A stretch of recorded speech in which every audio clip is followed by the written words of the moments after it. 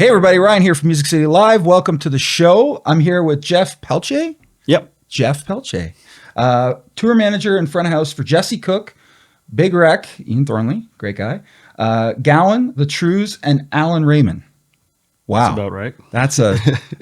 That's a lot, man. You got a lot going on. Quite dude. a few, yeah. And I love dividing my time, and here we are. Yeah. Well, I'm going to ask you later about how you divided the time between everybody, because that must be chaos. It is. Yeah.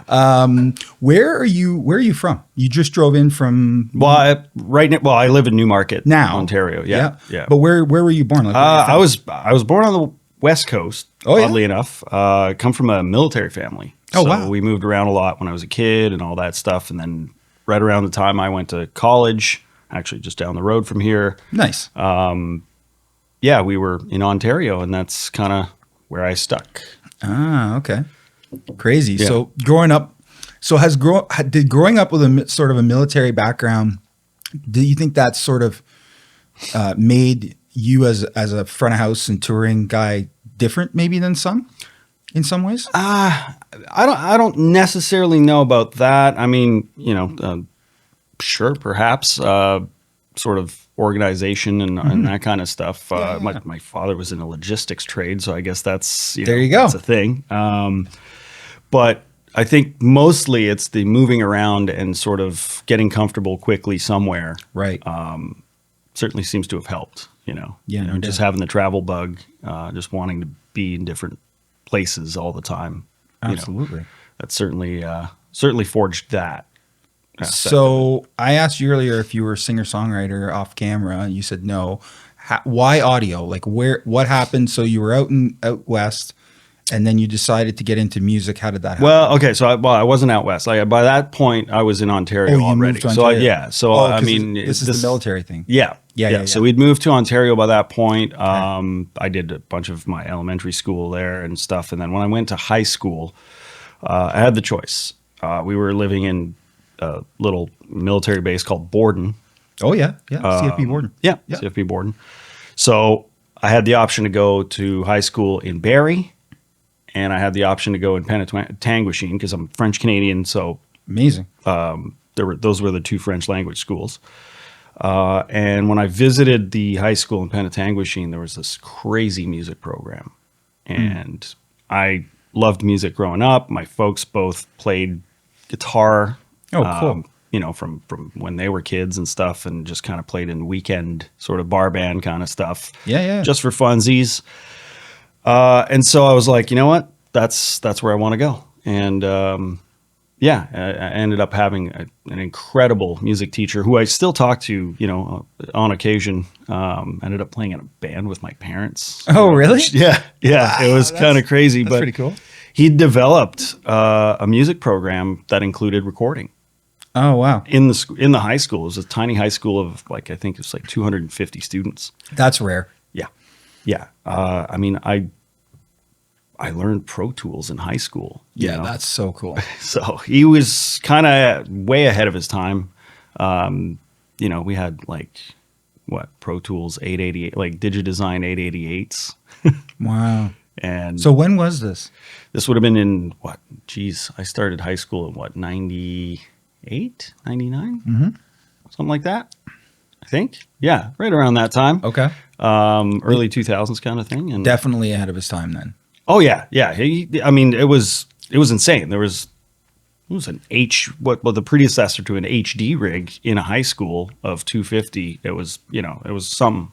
Yeah, it was quite something. And so got my feet wet there a little bit and just kind of really liked it. And of course was the AV club and all that stuff. Yeah, I'd been there, loved done it. Yeah. Right. I just immediately fell into it. I play a little guitar and played drums and stuff in the high school bands, but the musician part of it wasn't as appealing to me as the technical stuff. And so I just jumped into that. And I was sort of the same that way. Yeah. I think, there's a perception that people that do, production or whatever, failed musicians. And sometimes it's true. But in my case, it was nah, this is what I want. Yeah, you just picked a different path. Yeah. yeah, and I thought, it was more, I mean, as I grew into it, I figured, I noticed it was like, oh, okay, well, there's probably more opportunities here as well for long term, Absolutely. like, you talk about being, in production and stuff can be tough. Being a musician's, million times harder. Absolutely. So, yeah, the journey is definitely harder. yeah, for sure. I think so. There's no doubt about it. Yeah. So, and then you said from high school, then you decided to go to college here in town? Is that Yeah. I went to OIART just down the road. Nice. Basically, fairly early on. My music teacher was a big part of encouraging me that way. I was looking also, maybe going into automotive engineering or something like that, which I had a ton of support at this high school with that as well. But cool? when I kind of looked at it, it was like, no, this is kind of, and my mother actually was the one to go, yeah, it's a certainly riskier bet, but she's like, do that. Wow. She wanted to be a record producer. Oh, that's oddly cool. enough, she would have been awesome too. Mm. But yeah. And ended up going to OIART, in 03, 04. That was huge. Mm-hmm. And I mean, their roster of people out there, production folks that are killing it. Were you there around the time Jay Porter was there? Yep. Yeah, I know Jay quite well. Yeah. Actually, I keep running into him at shows. He'll hit me up here and there and be like, "Hey, man, you got some guest tickets or whatever." I think last time I saw him was in Vancouver. It was at the Commodore, I think. Okay. Yeah. Vancouver, right Love before. Jay, man. He's awesome. Dude, when we go down to NAMM in January, it's like, Jay, what are you doing, man? Yeah. All the time. Yeah. Love that guy. I was on the road with that guy. We did a bunch of crazy shows, and there was one show that we did up, where was it?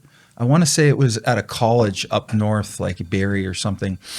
And then at the end of the gig, it was with, who was it with? What's her name? It'll come to me. But yeah, at the end of the gig, he's like, "Hey, you want to go to my cottage?" It's right down the road. Sure. Yeah. So we did. And I don't know how. There's still photo evidence of this somewhere. I don't know how, but we somehow pulled a 5-ton into his cottage lot. We don't know how we got it in there. We woke up in the morning, we looked, and we're like, there's a tree behind the truck, and there's a tree in front of the truck. How did we get this truck in here? We don't know. What you don't see doesn't hurt you, right? Yeah, Sometimes it was crazy. So yeah, we had some good times, me and him. But anyway, so yeah, you mentioned 03, 04. So I just Yeah. So I think he had graduated the year before, but he was still around. And one of the guys I was in the program with was like roommates with him. And so that's how I met him. And then we hung out, and we, he had a time at Prime Acoustic. Was it Prime Acoustic and Radio? Yep. Right. Yep. Which actually just recently ended. A couple of years ago, right? Yep. Yeah. And then now he's working for a new company. Yeah, Wolf Audio, right? Yeah, you got it. Yes. Yeah. The CEO of that company. Yeah, I've been watching that closely. That seems pretty exciting. It is pretty exciting, man. I was in the booth at NAMM just this past up in January and got to meet the founder and got to check out the product, and man, it's solid. Well, funny enough, I just learned that what's his name, John Wolf? Is it John Wolf? Yep. He had put together when then we might go back to this, but like when I was at a recording studio for a long time at Phase One, we had an API legacy there that I just found out a couple weeks ago that he had put together. Oh wow! He either designed a chunk of it or built that particular one or whatever. But anyway, yeah, that was that's pretty cool. Yeah. Yeah, I just found know that out. I was tuning some mains actually at what Phase One has become. I still go in there once in a while and talk to the new owner and hang out and stuff. And then I found that out. So anyway, that's pretty cool. Guys got some background anyway. So that's why I'm excited about that. See Absolutely. what he comes up with. Yeah, and lots going on. So OIART, how was that experience? That was insane. So there was a very cold shower, which out of the AV club right into the and the other thing is I had very limited experience in terms of like going out and doing. I mean, I was there I was 18 or something. I'd done a couple of bar gigs for a dude out in Barrie that had a sort of at the time very fly by night production company. Sure. And screwed up some gigs bad. I didn't know what I was doing. I love that you admit it. Oh yeah, of course. Yeah. Like it was, just done some really goofy stuff with audio and just not knowing what the heck you were doing. You know what I mean? Sure. So, OIART was a big rude awakening, and it was like I thought I knew I wanted to do X, Y, and Z, and the folks there at the time. I mean, there's still a few of the instructors. I think one or two of the instructors that are still there today, but are recording. What was his name? Mark something.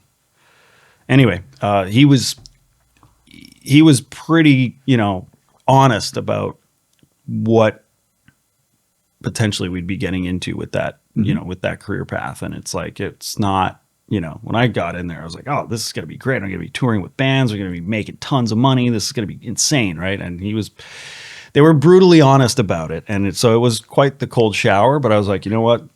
I'm going to try and be the best at it and see where it takes me, Absolutely. And yeah, as it turns out, I feel like I'm doing okay for myself at this point, but, learned a ton there. I don't think I would be as versatile, let's say, as I am today if it wasn't for having gone to school. I know you can do this job and be a front of house person or, a mix engineer or whatever without any schooling. It's a small portion of it. But I think when it comes to when things aren't going well, having gone to school really helps, Yeah, I get that. Yeah. For sure. Yeah. It's interesting that you say that the way you do, because I mean, I do all the hiring here, and I even do some initial interviews for productions, and then sort of pass them off to my brother and my father. Yeah. And it's interesting because OIART, I find OIART grads specifically. And it could just be right now because I've interviewed a few right now, and I've hired a few right now, and this is kind of what it's, just could be the current roster coming out. But I find them to be very humble, and like you said, they've been chopped down a couple of pegs, right? Like in terms of like just being very realistic and humble and. But they still, I'm finding them still coming out having some very unique knowledge that not everyone I'm interviewing has. Well, that's good to hear because I mean I loved my time there. I love the folks there. I mean I regret absolutely nothing of going to a school like that. But you're right, and I mean going back to my studio days, I did some hiring and some firing there. With recent grads from all over the country really and outside, and some of the schools were putting out students or releasing students into the wild that had way too much confidence and perhaps cockiness versus knowledge. Yep. And I found the OIART folks that we hired at my time at Phase, it was kind of the opposite. They were confident people, but not boisterous or not cocky, and they knew they had a lot to learn still. Yep. But they had a good background and stuff, so you didn't have to really take it down to zero because they understood how stuff worked. So I remember that. From those days, and so I'm glad to hear that that's kind of still going on. Yeah, 100%. And no names mentioned, but yeah, there's been cases even just recently where I've seen it where they'll come out of the program, and then it's like under a year, and they're trying to make like A level like A1 rates. Yeah. Like it's like whoa, wait a minute, dude. You got to earn that. I think. First of all, we're not on a festival here. We're not on an A1 show. Like this is a small gig. These are mostly corporate gigs. They're easy. They're talking head gigs. Yeah. Like they're short. They're short days. Like these are 2-3 hour shows. Calm down. And they just don't quite. They haven't. It's what you said earlier about troubleshooting, right? About when things start to go bad, it's like you need the experience, not just the school experience, but just experience in general. Well, yeah. And you got to that just takes time, and you got to earn it. And and you have to want to earn it. You have to want to put the time in and the passion and the energy and to become a great tech. So I'm a firm believer of rewarding people as time goes on, as they do more and grow and become a better at what they do. They absolutely should earn more, but you gotta get there. Like I think so. You don't too, get there in 10 months. No, you don't. Well, you said, well, at least, some folks seem to think so, but I mean, I don't know. I think there's, and there's also the other side of me goes like, I'm trying to, at this point in my career, my life, I'm trying to be not become the old curmudgeon that's like, No, I get it. You kids don't know how good you have it, whatever, right? Like, yeah, it's a different industry nowadays, and I think, I think.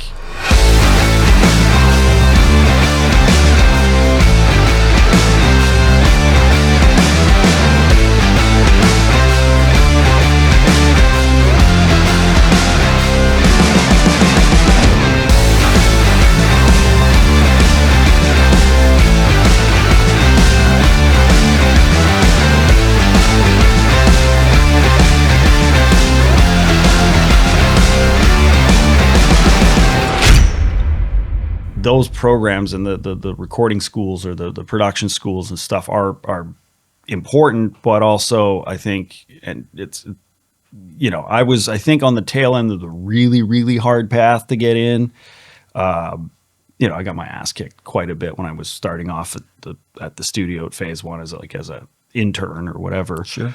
Now I'm kind of glad to see that the sort of arbitrary length unpaid internships are kind of going away, because people are just like, I can't afford to do this. So, Sure. I got to find a paying gig somewhere. And I think there are more opportunities to get paid right off the hop. But yeah, you're right. Like people expecting A1, or high dollar sort of gigs right out of school. I mean, there is some of that going on that needs to, sort of get tempered a little bit. Yeah, they got to wrangle that in, man, because the industry's small and it's a long journey, and everybody's got to want to work with you. They got to, got it has to be enjoyable for everybody. Yeah.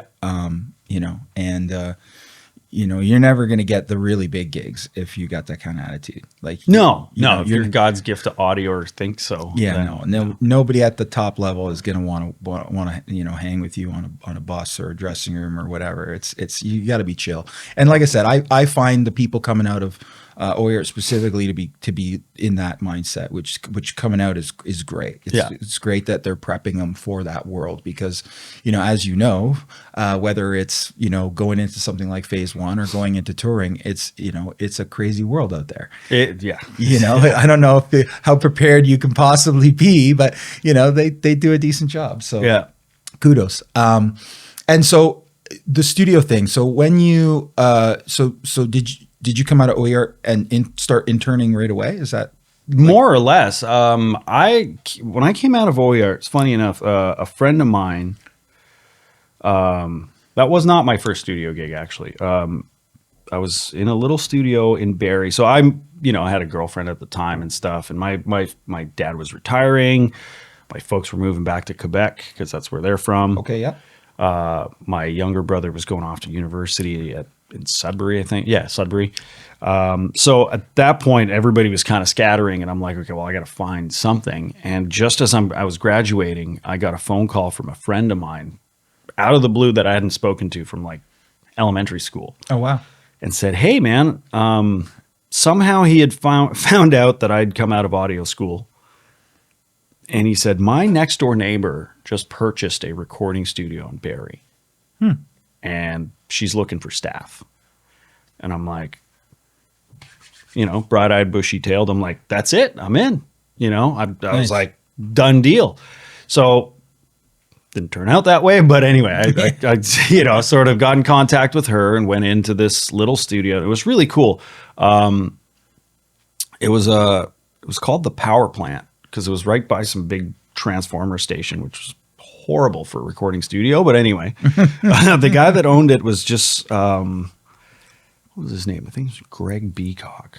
No, that's a guy from London here, I think. Anyway, the guy was a master carpenter Oh, wow. and decided that he wanted to build himself a recording studio. And he had an old clunky old Amec in there and stuff, and some tape machine and an early Pro Tools HD rig and whatever. And she bought this sort of as a momager.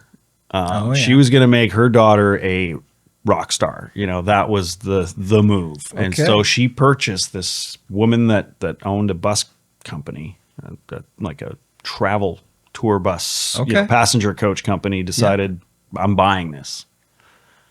She had no idea what she was doing, and neither did I, to be honest. So I was like, this is perfect. I'm going to, you know, go in there and do some stuff. And as it turned out, you know, that was very short-lived. It kind of it floundered pretty quickly. But in the interim, I managed to meet a guy by the name of Michael Jack, who was an engineer that was a full-time engineer at Phase One in Toronto, but he lived in Barrie and would do little weekend sessions with local bands and stuff out of that studio. Oh, wow. And he popped in one day, and I was like, "Hey, man, do you mind if I, you know, sort of look over your shoulder, kind of hover, just be a fly on the wall kind of thing?" And he was really cool. He was like, "Yep, cool, no problem. Just shut up, sit in the back, hang out. I'll call you if I need you," kind of thing, right? And Sure. One thing led to another. He asked me to do something one day, and then did blah blah blah, and then off we went. And he goes, "You know, this place is gonna fold, right?" And I'm like, "Yeah, yeah, I can see it. Like, it's not going to last." He's like, "You might want to put in your name at Phase. I think you'd be a good fit." And then I got in as an intern, blah, blah, blah. Eventually they offered me a position as an assistant engineer. I was driving down. I had no money. I was working at a music store in Barrie, Wow. and just kind of driving down. I had a car, and I would drive down once, twice a week, go do some interning, and then just kind of made myself sort of indispensable eventually. And they said, "Well, frig, might as well give you a job at this point." Somebody was leaving, and off we went. Wow. Yeah. So then did you move down into town? I moved into Toronto, lived with a friend's friend for a while, and just kind of really, slugged it out for a few years, because assistants back then, I mean, we weren't making anything. And that was what, 05, 06, something like that. Yep. Yeah. And then just kind of did that thing for a little while. I mean, my first gig there was pretty interesting, actually. Full circle story, because my first gig there was making coffee, Of course. cleaning, that kind of shit. Yep. But I got also to drive Jack Douglas, Oh, really? producer Jack Douglas, Sweet Emotion, all that stuff, Yeah. from the Delta in Scarborough so I'd leave my apartment, go grab him in the morning and drop him into the studio. And he was making the Trews Den of Thieves. Oh, wow. They were mixing it at that point when I started. That's cool. So I got to, sort of poke an ear in, then I'd drive him in. He'd be like, "Hey, come on in, come listen to yesterday's mix," or whatever. And, met the Trews guys then at that point, which is, again, full circle moment, right? Because I tour manage those guys. And but yeah, it's so, because they're only a few years older than I am. So they were, they were on their second record. They were 20 something. I was 19, 20, and yeah, so I was, kind of, that's how I got in there. And That's cool. yeah, I spent the better part of 12 years in that place. Wow. Yeah. That's half a legal lifetime. Yeah. Yeah. Jesus. Let's say it like that. Well, Yeah. Fair it's enough. just, giving people the gravity of it. I mean, Yeah. that's committing a lot of time. Yeah, That's cool. I did. And so, yeah, and that's, sort of worked up and became an assistant engineer and blah, blah, blah. And learned as much as I possibly could. I got to work with some really cool people and watch some really cool sessions go down. That's cool. That was a bit of a huge jumping off point for me. I mean, it opened so many doors. It's not even funny, Yeah, absolutely, it would, for sure. And then you said earlier to me that you ended up, so after the assistant role, where did you end up? So well, then I became a full-time sort of, I guess, no more training wheels engineer, like just a house guy. Of course, there were always like the big ticket sessions coming in. So it'd be, someone, like a known artist coming in. Typically, they would bring in an engineer. So you'd kind of set them up with an assistant, but you'd be sort of quarterbacking the assistant as a house engineer that could potentially jump in and do something of a little more consequence or whatever. And then I would, scoop up the work that just came, the cold calls or the midnight hip hop sessions. There's a lot of that in Scarborough. Yeah. I mean, that was the beginning of that stuff. Right. And then, of course, assisting Michael Jack that had gotten me the gig. But, got I think the first training wheels off thing was with Gordie Johnson of Big Sugar, who I did tour manage for a while and all that stuff. So, That's cool. But that was the first one, and he needed to do a vocal after some other session he was doing, and it was like middle of the night, and he'd flown in from Texas, and let's record Willie Williams doing vocals, Wow. So I was like, cool, man. And sort of that was the first, as far as I can remember, that was the first sort of, here you go. This is your session. That's cool. I mean, Gordie's pretty hands-on. Yeah. To this day. Years later, I built him a studio in Texas. So there was, that. But, sort of developed a really good working relationship with Gordie and the Big Sugar folks. And, it was quite nice. That was my first thing. And then years of doing, it was, Toronto's dirty little secret for a while for session musicians and stuff. There was a company called Somerset Entertainment. Oh. And if you remember ever going into like a department store or a drugstore or whatever, and they had those kiosks with like Muzak, and then you'd have the little samples, and it was just like music. It was making music. Anyway, that company at one point was like $100 million a year company. Wow. And they churned records out like sausage. It was like you get 3 days to do a record, or maybe 4. Track for 2 days, mix for 2 days, send it out the door, and it was like, we're doing kids music today. We're doing the island of Bali. So they'd bring in some musicians from, like Toronto's got an insane palette of really competent, really amazing musicians. Sure. And so we'd bring these folks in. I don't know. I think I might have done 150, 200 records for that company. Wow. Like just crazy. Knocking them out over the, at least. Sure. Yeah. Yeah. Over the course of 10 or 12 years, that's kind of what I was doing. Wow. That's wild. Not necessarily the most fulfilling stuff, but those sessions were super fun. There's no pressure. Yeah. Right. It was like, do it as best as you can, they got blocked out of all kinds of award shows. They had Grammys for kids albums and stuff for like big companies like Fisher Price and Mattel and whatever. They would do children's albums, but we would take pop music that was current, just redo it with the Fisher Price characters, like voice actors singing over top of it and stuff. So it was, it was pretty crazy. So you get to see some That's crazy. really, really, really great musicianship. I mean, you'd knock out 24 songs in 2 days, Wow.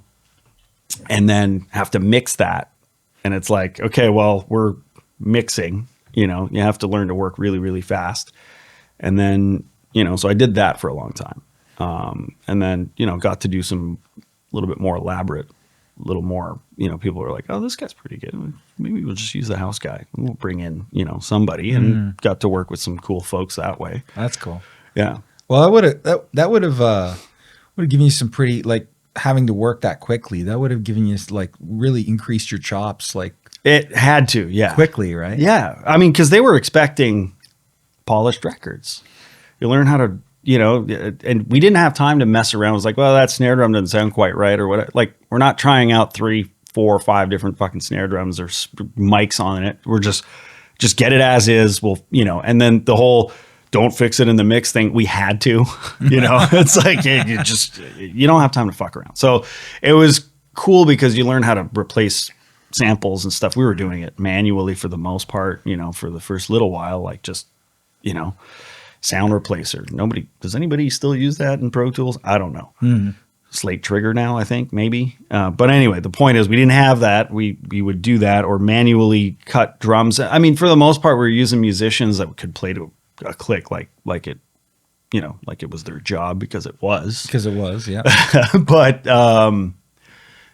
we had pretty good source material to start with. But you still learn to, slap together a mix and just be happy with it. And some of those mixes actually kind of crush. They're a little more innocent, Anyway, so yeah, that was a big part of my, sort of audio, getting to do audio. So when did you go from studio to touring? What was that transition? Well, so I'd always kind of kept, when I went to school, my idea was to be a touring professional, and then I got steered in a different direction. I loved every minute of it. I loved the whole studio thing, and after a while, I kind of went, yeah, this is actually better, but I still would do the odd gig here and there. And then at one point, just to help make ends meet or whatever, I would do these gigs with, going back again to my time in Barrie or whatever. Somebody else called me and said, hey, do you want to do some like wedding gigs, just mixing a band on these giant weddings? And these were like, high end, $1 million kind of insane weddings or whatever. And so I was like, yeah, sure. Why not? Kind of do a little bit of live. Great. Cool. Yeah. Sure. Let's do some of that. And then through that connection, somebody else called me, and said, hey, do you want to do monitors at this festival? And so, and I kind of went, yeah, you know what? Nice change of pace. I get to work outdoors for a bit. Why not? And so I did that for a while with folks. So I always kind of kept one foot in that door a little bit, but still so my main focus was still the studio thing or whatever. And then my hand was kind of forced at one point. Because phase one, basically the owner decided to box it up, close it.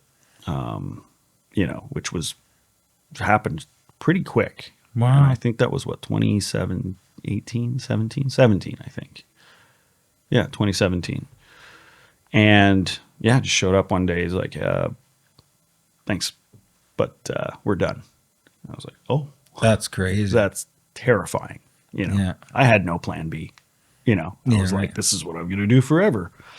Didn't work out that way, but through all the connections I'd made at the studio, it was actually Gordie Johnson that said, yoink, we're taking this guy.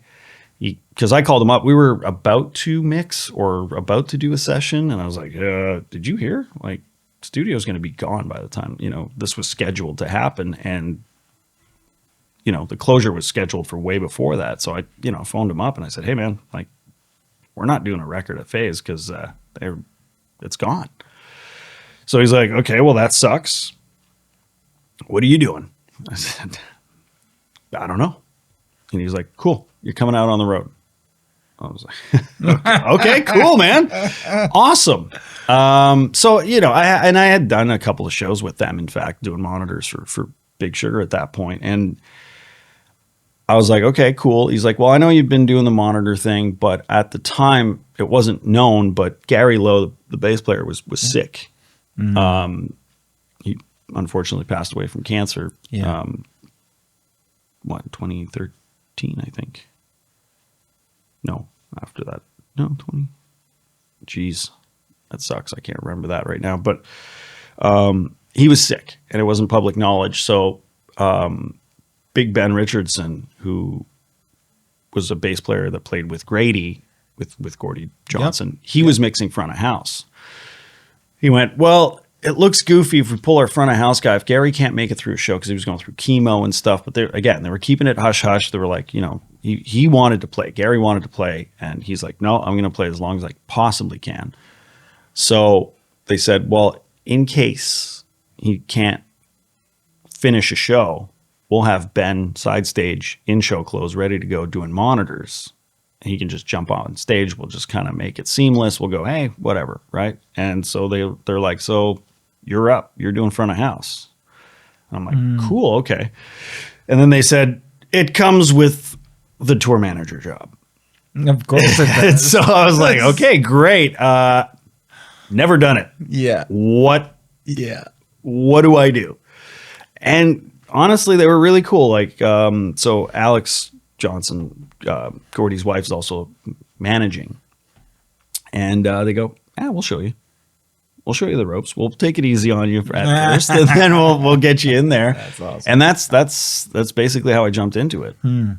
So that was the transition. Cool. So again, another quick cold shower, but I mean, fell into it pretty easily. And then I loved it. I was like, oh, we're going to where? Okay, we're going to across the country to go do a show. Like, okay, sure, yeah. All of a sudden, the travel bug comes back. Yeah, it's like, oh, put me on a plane. Okay, we're gonna wake. Okay, cool, we're gonna do that, and then one thing led to another, and so I just kind of transition was pretty seamless. And of course, I'd already done my first bus tour at that point as an audio only guy. Which again, looking back, I was like, I knew nothing. I had no idea what I was doing. I was out with a guy through the Somerset thing, guy named Jim Brickman.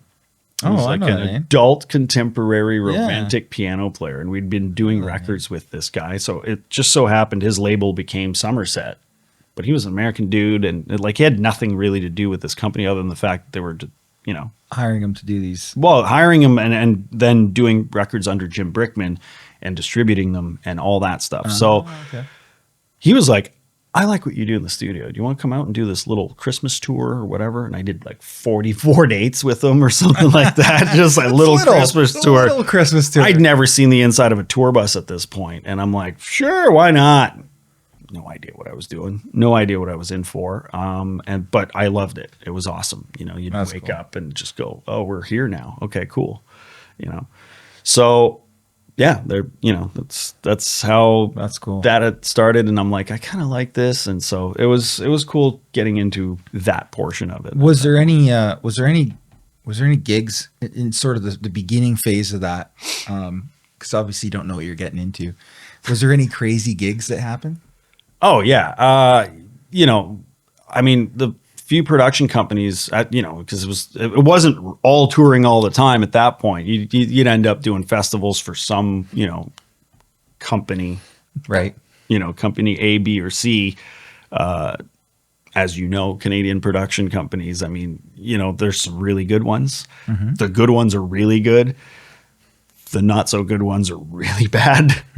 And I started with probably one of the worst out there. Oh no! And just getting thrown at some dumb shit, just some really, really poorly planned or completely unplanned, just we're doing a show at this place relatively this time. Here's some shit, make it happen kind of stuff, getting thrown into, here's a truck full of PA and, Yeah. It kind of reminds me of like the early 90s. Yeah, well, and some of those companies are still in that era. Yeah. Using the gear from said era, or the 80s even. Yeah. Like I know what you're talking about. But sure. And you know what? I'm thankful for that. Because now when the gigs are easy and you walk in and something works well and you're treated properly and then it's just like, oh, this is great. Yeah, you appreciate it. You appreciate it a little more, and it just makes but you just, I think, getting thrown into some absolute disaster, like things that could never have happened properly and never have gone well, and just kind of pull a show out of it regardless. Like yeah, I don't know if you remember, there used to be a concert series called Wake Stock. Oh yeah. Yeah, I do remember that. Those were like a wakeboarding / music festival. Yeah. And those were wild. Like, that was just north of here, right? Yeah, that was, so it was on Toronto Island for a while, then they got kicked off because of course everything goes to Toronto Island to die. I think nobody wants to have fun on that. I'm sorry. No, but they started there and then they moved to Collingwood, Ontario. Okay. And for anyone familiar with Collingwood, there's a big grain silo. And it was an old like shipping grain terminal thing. And then so they would set up a stage and it was on a peninsula. So it was great. You could do wakeboarding all the way around and then you'd have a stage and they'd cram, I think it was like 14,000 people there or something. Oh, wow. That's a lot. Yeah. Over the weekend. I think it was over the weekend or something. But like it was like. That's still pretty good. Yeah. Still 6,000 or 7,000 people a day kind of thing or whatever. But you know, and they had like fairly big acts go through there and, you know, but it was like, you know, build a scaffold stage and you'd go in there for a week, right? It's like build a scaff stage, you know, it's pissing it down with rain. You show up, you know, and then we're waiting for stuff to show up because it's this company that has 1 5-ton and they're beelining it between at the time they were based near the Toronto. I don't want to give too much up. Yeah. I get it. But yeah, they were based near Toronto and they were shuttling gear like on a 5-ton, you know, and they could have easily been 353 footers full of shit. But it's like they're shuttling everything on a single 5-ton that's just about dead. And just, you know, you open the first truck and it's fucking backline and you got nothing built yet. It's just like, you know, oh God, okay. That was the easiest to load. Yeah. Well, we figured you needed drums eventually. Yeah. We don't have a stage yet, but cool. Thanks. Just set them up in the field. And it's pouring rain. Yeah. No, and it's pouring rain. So where are we putting that? You know, it's a wide open field with no infrastructure. What do we do? You know, and then anyway. So yeah, there's that kind of gig. I'm sure, you know, I'm sure you've seen that as well. So Absolutely. yeah. On the tour managing side of things, what's the flip side of that people don't see? Because I mean, I know there's people out there that, you know about the tour manager position, but what's sort of because I've seen this because I was out with Finger 11 and my buddy Dave did that same thing. He wore the front of house hat and he wore the tour manager hat, and you know, but I witnessed and sort of just interested in your take on this is sort of the side of it that people don't see, like all the little things that people don't see. Well, I mean, depends on what on what you're trying to focus in on. But like, I mean, the interpersonal stuff is something that people don't necessarily see. Mm-hmm. Especially working with multiple acts, you've got to sort of manage different types of personalities and different sets of expectations. You know, I know for, you know, like Jesse, I'm lucky. Everybody I work with is pretty easygoing, pretty reasonable human beings, you know, as reasonable as musicians could ever be. I think for the most part. But like with Jesse, for example, you know, there's a certain level of professionalism and it's a different crowd, right? Like you're looking at a slightly older demographic. Your shows it's not a part. It is a party in terms of like the music and all that stuff, but that crew is, first of all, is a very skinny crew. It's myself and another tech / merch guy. Right. And I do all the audio and he, you know, helps me move stuff around and he helps with like, you know, like, and they jump in on this dude, BJ, jumps in on managing certain meet and greet things or whatever, but it's 5 musicians over 2 crew. And so, you know, there's some, you know, and we tour mostly we tour mostly in the US and abroad. So there's a lot of sort of managing of that sort of schedule. We try to make sure in that camp that people have somewhere to go while they wait. You know, because it's such a small crew, we go in pretty early to load in and prep and do all that stuff. Well, if we're in the middle of nowhere, then I try to, you know, and with the management team, we try to put them up somewhere where they can go and do stuff for the day or have something.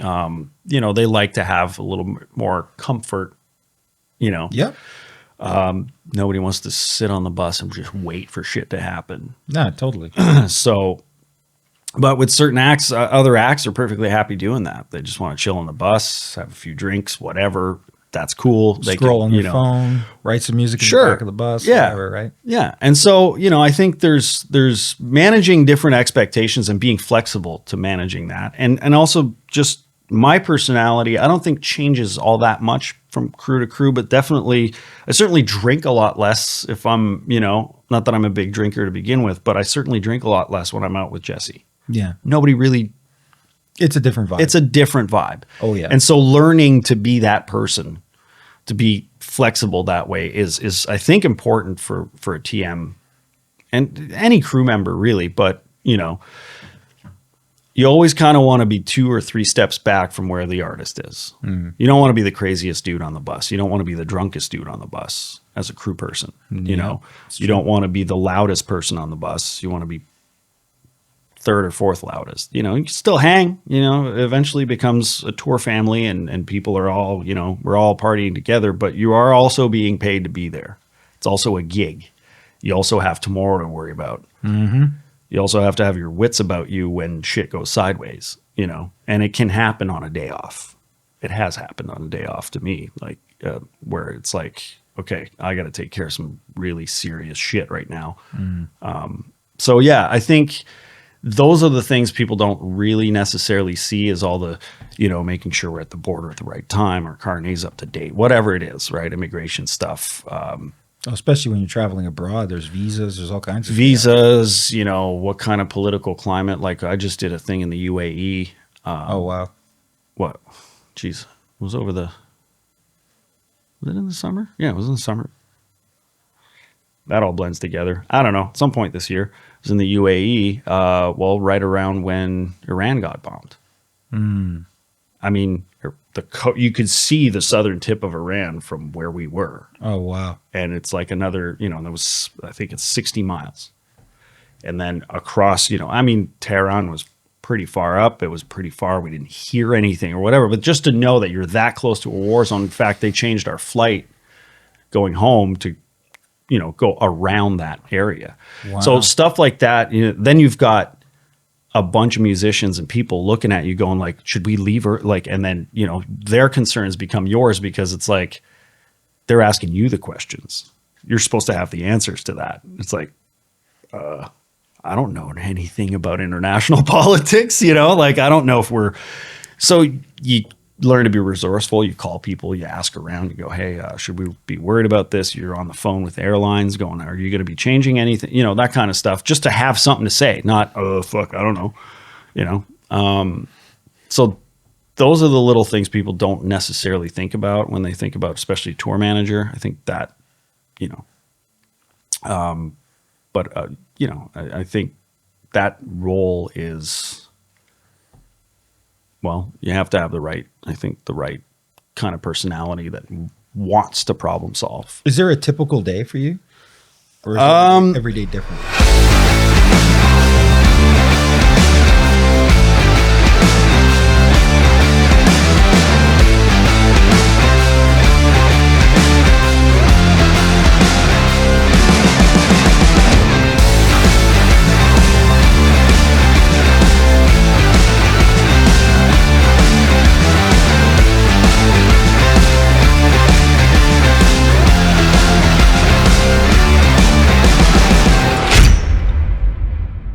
It's a little bit different, but no, a typical day. It depends on like during the tour. You mean like so if like when you're on tour, a typical day. If you're on a bus, for example, typically most tours like to travel at night to finish a gig, whatever.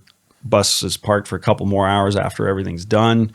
Everybody has a chill out, whatever, and then typically it's around 2-3 a.m. The bus starts moving, so you have to coordinate the driver coming back. Blah blah blah blah blah. You wake up in the next town. Hopefully you've planned your shit correctly. So your parking's ready to go and stuff. And you show up, you kind of look at, okay, well, we'll be arriving at 7 a.m. or whatever, park the bus. So set it to wake up a little bit before that. Make sure the driver feels like they've got you've got their back. Get there, park the bus, chill out for a few hours until, maybe advance some other stuff later on in the tour, chill out.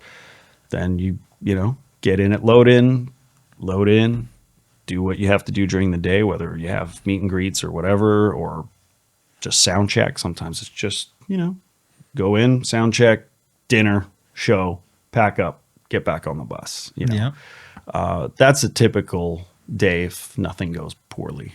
I mean, which can happen. Yeah. Oh yeah. Yeah. A bus driver dies on tour or close to or whatever. It's like that's happened. Oh, that's crazy. Yeah. Yeah. So yeah, that was my first bus tour as a tour manager was, I don't know. I must have been cursed. It was awful. No. It was bad. That was with, I think Allan Rayman. Yeah, it was with Allan Rayman.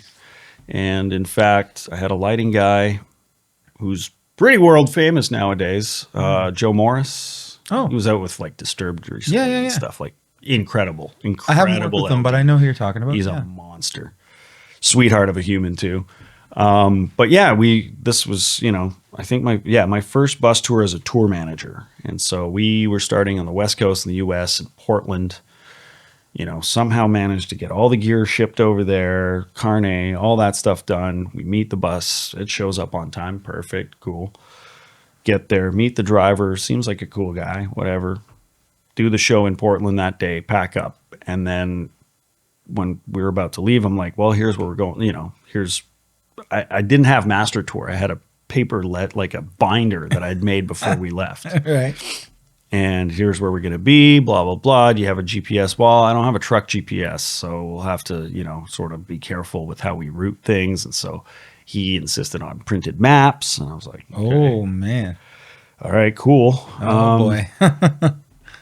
So, yeah, I would print that off. And then I had dual SIM wasn't a thing. So I had my Canadian phone, which I ended up having to run the whole time. And then I had a US phone. So I gave him that with Google Maps. I'm like, this is where you're going. And I made sure we were checking the right. Anyway. And we were supposed to cross. So day one, we show up at gig number 2. I get up in the morning and the bus is stopped. And I look out the window and I'm like, where the hell are we? He's like, well, we're here. I'm like, no, there's no venue. Like we're not parked near a venue. Like we're okay. Hold on. Let me, so I look at, he was like half a click down the street, but that's where his map told him to stop. So he was just like, oh, okay. So anyway, I'm like, okay. At least it was half a click. Well, fair enough. But down the street, you're just going, yeah, well, that's where the map told me to stop. I'm like, well, it's not said venue. Like you could have looked out the window and seen that we're not in the right spot. But anyway, so luckily we were close. So I was like, okay, cool. Here's where we're actually going. Anyway, park the bus, do that show. Then we had a ferry crossing. We were going back into Canada onto Vancouver Island. So same deal, give them the whole thing. And we're crossing, but we're crossing in Seattle. We're not going to Vancouver first. We're crossing in Seattle. Yeah, no problem. No. Get up in the morning, I look out the front window, we're still rolling, and I'm like, we should be stopped by now. And here we are at Welcome to Canada, like crossing into Vancouver. The land crossing. I'm like, dude, what the yeah, we're going to Vancouver, right? Like, no, it's on the map. Like the dude did not, like he couldn't care less. Like he couldn't have, I think he was trying. I don't know. Anyway, so panic phone call. Luckily, I had a pretty good management backup with those folks. And I said, look, we got to cancel that ferry. First of all, it's a tour bus. You don't just hop onto the fucking ferry with a tour bus just on happenstance. You have to plan this stuff weeks in advance, months, if not. I'm like, we got to cancel that, blah, blah, blah. We got to, rejig this because we don't have time to double back to where we're supposed to be, blah. Anyway. So we get across the border, get on the ferry, had to bribe a dude in a cube truck to give us his spot, give him merch money to give us a spot to cross over, made it to the gig just in time or whatever. And then we get to the gig and he's like, oh man, I'm glad I got across the border. I was like, what do you mean? It's like, oh, there's a warrant out for my arrest. Oh, wow. Okay. That's crazy. So I'm like, cool, you're going to get picked up at the border on the way in. And we were crossing back into the US after a couple of Canadian shows. I'm like, you're screwed, dude. Like, you're going to get picked up. So I called the owner of the bus company. I'm like, dude, this guy's going to get nailed at the border for sure. Like he's got an active warrant out for his arrest. He just he just told me. He's like, oh. Yeah, back then, I don't think the two countries were talking like they are now. No, but anyway, so we made it back to the U.S., believe it or not, made it back through. Really? And so, but then he had to leave. So they swapped the driver out because he had to leave to go deal with this warrant. Right, right. And then ended up with a crazy, like best bus driver I've ever had. One of, anyway, sweetheart of a human being. He knew everything. He was like, you don't need to give me I know this venue. You want to know where the best place to get barbecue in this neighborhood is in Nashville? I got you. You know, all this stuff. I'm like, this is a tour manager's dream, right? And again, I was new to this, but I'm like, this guy can help. This is awesome. Takes a little bit of the load off. So sure. Anyway, so we do a couple shows with him. Everything's awesome. And then I get a phone call one night at 4 a.m. We're parked outside. This is a tour where we were sleeping on the bus. Only the driver gets a hotel room. Maybe we got a shower room every, Mm-hmm. And I was like, I get a phone call at 4 o'clock in the morning. He's like, hey, Jeff, can you come to my room for a sec? I was like, sure. You all right? He's like, well, I don't feel great. So I walk into his room, and this dude was like an ex-football player, giant human being, and he's white and sweating. Oh, he's like, dude, food poisoning. No. As well, he thought he was having a heart attack. Oh, wow. So crazy. Okay, what do you do? Right. So pick up the phone, and he's like, well, don't call an ambulance. I don't have medical insurance. We're in the U.S. He's a U.S. citizen. He doesn't have medical insurance. Oh, man. So he's like, just put me on an Uber, whatever. So I put him on an Uber. There was a hospital nearby. Get him to the hospital. And then I went with him and get to the doors, and they're like, who are you? Next of kin? No, blah, blah, blah. Okay, well, see ya. We don't want anything to do with you. They took him in. As it turns out, I get a phone call, a few hours later. We're panicking. We're like, what the hell's happened? He had some sort of like blood clots in his lungs. Oh, wow. Multiple pulmonary edemas is what they said. And then they're like, he can't move. Like he could die from this, And so I brought him his stuff, and I'm like, okay, that's it. Like, what do you do now? So you phone the bus company, go, we need a new driver. Yeah. By the way, your driver's at said hospital. Like, you might want to alert his family. Oh, man. And that's wild. Yeah. I still talk to that guy, actually. It was awesome. And then, so yeah, we had to unpack the bus, pack it all into a cube truck and an SUV, and fly down to the next gig, and blah, blah, blah. And then a couple days later, the bus met up with us, and it's the first driver. No, you got to be kidding me. Yeah. So that was my first. They must have had a pretty short roster. Oh my God. It was bad, dude. And so, yeah, I mean, there we go. That's how I started, awesome. TMing a bus tour. That was my first one. So after that, I mean, amazing. What's a blown transmission on the side of the road? Whatever. At this point, I'm like, yeah, sure, send it. I'll figure it out. Yeah, that's crazy. Yeah. That's that beats any story I got for sure. That's wild. Yeah. And for it to be your first one too. It was brutal. And it was a 2-person crew again, and a small band, and we were carrying a bit of production, but I don't even think we were carrying a trailer. I think everything was in the bus bay. Wow. Yeah. Wow. That was fucked up. Have you ever missed any flights going to gigs? Yeah. Well, mostly flights have been canceled. Okay. I've missed a flight once, and it was kind of nothing really. I had to double back. It was I think my early days with Big Sugar or something. I got stuck in traffic, or I had to double back or something, and I missed my flight by 10 minutes, and they were like, you got a flat tire, right? Yeah. Okay, we'll put you on the next one. See you later. Right? It was like an hour. And at the time, and I think nowadays too, this is why I always try to travel the day before. Like traveling show day, relying on an airline to get you there is a terrible idea. Yeah, right. Canceled flights though. Canceled flights, it's happened, especially like since COVID, it's been increasingly unreliable for that. Oh, really? Yeah. You could have like a whole month or so that everything's great. Everything works like clockwork. And then you'll have a spurt where you're just like 3 or 4, flight disruptions in the same, span of week or two is just like, Oh, wow, what's that's going crazy. on, you know? But especially flying to smaller airports, if you're sticking to, you know, sort of Calgary, especially Canada anyway, but like Calgary, Toronto, even Edmonton, Vancouver, Montreal, St. John's to an extent, that's fine. Flying out of those places, though, like the smaller ones, if you're flying to like fucking Fredericton or something, like good luck. Your flight is more than likely going to be at least delayed, if not completely canceled. Wow, that's At wild. least that's how we plan now. We almost got stuck. Was it 2 years ago with Gowan? We were in, and it was this. There were two like sister festivals. So one of them happens on the East Coast, or Halifax. It was Halifax. And then the other one is in Saskatoon. And so they okay. sort of, they're sister festivals. So they have roughly the same Lineup? sort of lineup, and they crisscross. And a bunch of us got stuck in Halifax. Oh, wow. And it's like 3 bands that couldn't, you know, like that we made it, but just barely, you know, it's like day of, like an hour before you're supposed to sound check your landing. And it's just like, okay, well, you know, just run to the gig and make it happen. Luckily, you know, the Yep. folks on the ground were awesome, and all the backline stuff had been taken care of. And it's just like you kind of show up and scramble, make a show happen. But if you've got the right crew of folks, you're good, you know. Man, that's interesting. We call that combat rock.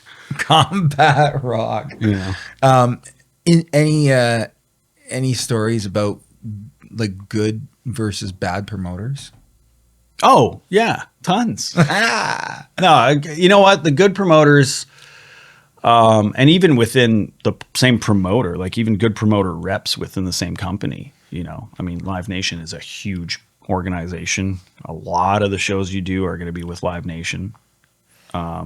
Certain areas, certain people, you end up, you know, sort of working out little, you know, sort of work relationships with these folks anyway, because you'll see them on an email chain 15 times. You're like, okay, well, this person, you know. But yeah, like bad promoters, you know, you could advance and you could talk to them and send them everything till you're blue in the face, and you get there and everything's wrong anyway. And it's just like, okay, well, you were just going to do what you wanted to do. Yeah.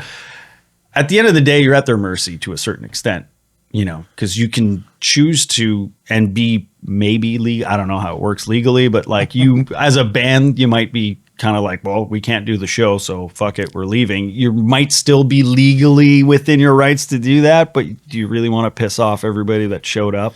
Yeah, no. So you're kind of at the mercy of promoters, but I think nowadays, especially how fast information travels, those folks don't last very long. No. They'll get 1 or 2 bad ones, and then that's it. Nobody wants to book those shows anymore. So luckily that's a thing. But, you know, and then good promoters, you just keep doing shows with them, and you love it because you know, one of the routing stops in Canada, there's 2 in the prairies that I love going to, and a lot of the bands I work with that do those shows love, because yeah, okay, it's not an arena, it's not a big gig, it's a routing stop, right? So it's it's an underplay. You're gonna sell it out 100% as a band, and the production might not be great, or it's okay, and it's whatever, but you get treated so well when you get there that you just love going. And you know, I'm gonna say it because they deserve to be, you know, talked about, but like Better Than Fred's in Grand Prairie, Alberta Oh, yeah? is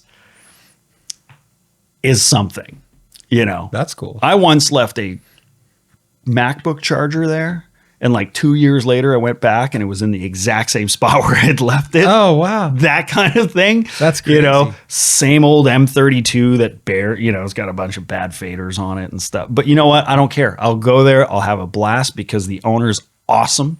Yeah. Trews. Feeds the band super well. His kitchen is really great. You know, you get anything you want on your rider. And then the second one is actually Beau's Bar and Stage in Red Deer, Alberta. Oh, okay. And same deal there. You know, Brennan, like the owner, is a huge music guy. He's built just about as good as a bar and stage that you could possibly imagine. And you literally take your rider and you chuck it. You go, just do what you do. You're going to eat better than whatever you put on your rider. Yeah, right. You're going to drink better than whatever you had on your rider. and you're going to get extras. And like, you know, we've been there on bus tours where it's like, oh man, yeah, the next promoter is a casino show and they're not providing booze. He's like, here's 2 flats of beer and a bunch of booze. Like here you go. Wow. He didn't have to do that. You know, No, I was there recently I was filling in for a friend of mine with Glass Tiger, and we were playing in Red Deer, but not at that place. And I phoned him up. I said, hey man, I'm going to stop in for dinner the night before the show. And like, he had a huge section reserved for band and crew for us. Like, we're not even playing there. And he's just a sweetheart of a human. And so that, you know, places like that, like that's a good promoter. I'll do that show 10 times a year, you know? Absolutely. Yeah, man. Cause I mean, you know, it's not all roses either out there, right? There's a lot of, you know, it's a lot of rinse and repeat, but like, you know, you were explaining earlier, right? There's chaos too. So sometimes it's nice to just be able to know that you can go somewhere like that. And, you know, these are good people doing right by you. Yeah. And genuinely too, right? Like just because they want to. Yeah. Not looking for anything out of it. No, just because they want to, and they're just awesome folks. Yeah. You know, and it feels a little bit like you got a little chunk of home somewhere, you know, or somewhere that you could go, okay, I've got a friend here, you know. You know, despite the fact that you're traveling with anywhere between, you know, whatever, 5, 6, 7, 8, 10, 12 people, and then some, you know, you start sort of missing home a little bit, and those little days like that, it feels like home a little bit. Fly-in gigs versus bus gigs. I did some stuff with Finger 11. We did a lot of like US flying and stuff, but we'd fly in and then sometimes we'd fly in to certain, like we'd fly to Halifax and then we'd fly to, you know, we do these flying gigs. It was expensive. Yeah. It was expensive because we didn't do backline. Like we brought our own stuff. That was insane. I mean, I look back at that now and go, that was insane. Like, just the cost of air freighting the stuff in. Like, well, yeah, there's an art to it, I think. Yeah. There is an art to it. And I think because like with Big Rec, I do tour manage certain shows or whatever, but it's funny because the Big Rec guys, everybody on that crew is a tour manager for someone else. Oh, really? So our funny. monitor guy, Kai, he's the front of house guy / tour manager for Colin James. So Matt Barber, who's the main sort of TM guy for Big Rec, he also was tour managing Colin James, and he's done Whitehorse. He's done, everybody. He was out with Blue Rodeo Guitar Teching. I think he might have been TMing a little bit for them too. Man, he's done it all. He's been with everybody. But and then there's myself at front of house doing that. I've tour managed. Our drum tech was a tour manager for I Mother Earth for a while. Oh, yeah. You might even know him if you've toured with Finger 11. You must have. Who was it? It's oh my God, he's gonna kill me if he sees this. Why can't? Oh my God, Bert. No, it's Brett Haggerty. Brett Haggerty. No, he wasn't. He wasn't in that camp when I was in there. Okay, so okay, that predates you, or you predate him. But yeah, he tour managed. So you know, and short of Ian's guitar tech, I think everybody's tour managed a band at some point. Wow, that's pretty wild. So, but we've got it figured out. You know, so you work up, especially in Canada. I mean, there's 1.5 airlines really, if you look at it. So you just work everybody up to having status, and we can fly with Big Rec. I think it's almost 40 pieces, and when everybody's got status and stuff, it's a couple $100 of extras, and that's about it. You know, and we managed to fly with quite a bit of stuff. I mean, we've shrunk it down over the years just because it got stupid. Yep. But you get clever with how you package things and blah, blah, blah. And we've got a really good system going. And then some people just don't fly with anything at all. Like they'll fly with a backpack and go, fuck it, just backline it. And it's not that important to them, you know. You know, for example, with Jesse, he flies with his he's got a pedal board and a guitar. That's it.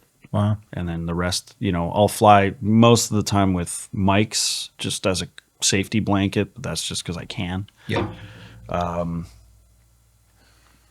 then, yeah, just console du jour and go for it, you know. Nice. So I do prefer having the touring package. You can bring all your toys. Whether or not it's relevant at that point it's, you know. Sure.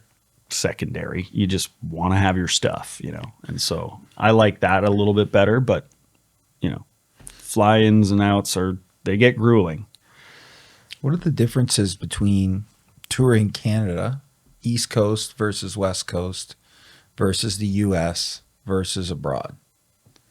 Well, I'll say this. Like the majority of my experience abroad was either, has been, as of late especially, has been with Jesse Cook. So with Jesse, let's say abroad, we'll talk about Europe and UK because I'm about to leave. I'm leaving in a few days for that. We do old school van, rent splitter vans, right? So Sprinter with some seats in it, cargo section.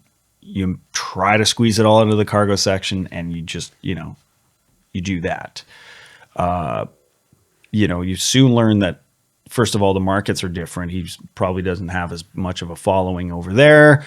Your budgets are different. You work with what you can. Yeah, sure. But I like those tours because unlike a bus tour where you're just kind of seeing whatever alleyway you're parked in and the inside of the venue and maybe the immediate surrounding area, when you're touring in a van and stuff, you see the whole drive because you're driving during the day. Right. And in Europe, the population densities are a lot different. So you can go a couple hours and do, just 2 to 3 hours between shows and do a pile of them at some half decent venues. And that's largely true for the US as well. Whereas, Canada, everything's far. Yeah. Yeah. I mean, you have wonderful shows and great venues, but really if you're doing a big market tour, well, you're hitting St. John's if you're lucky. I love going there. You're doing Halifax. You maybe do PEI somewhere, Charlottetown or Fredericton, but really not necessarily. Then all the way from there, it's an 18-hour drive to Montreal. Yeah, right. So that's your next big stop is Montreal. You might hit Quebec City, maybe not. Then 6 hours to Toronto-ish? Ish.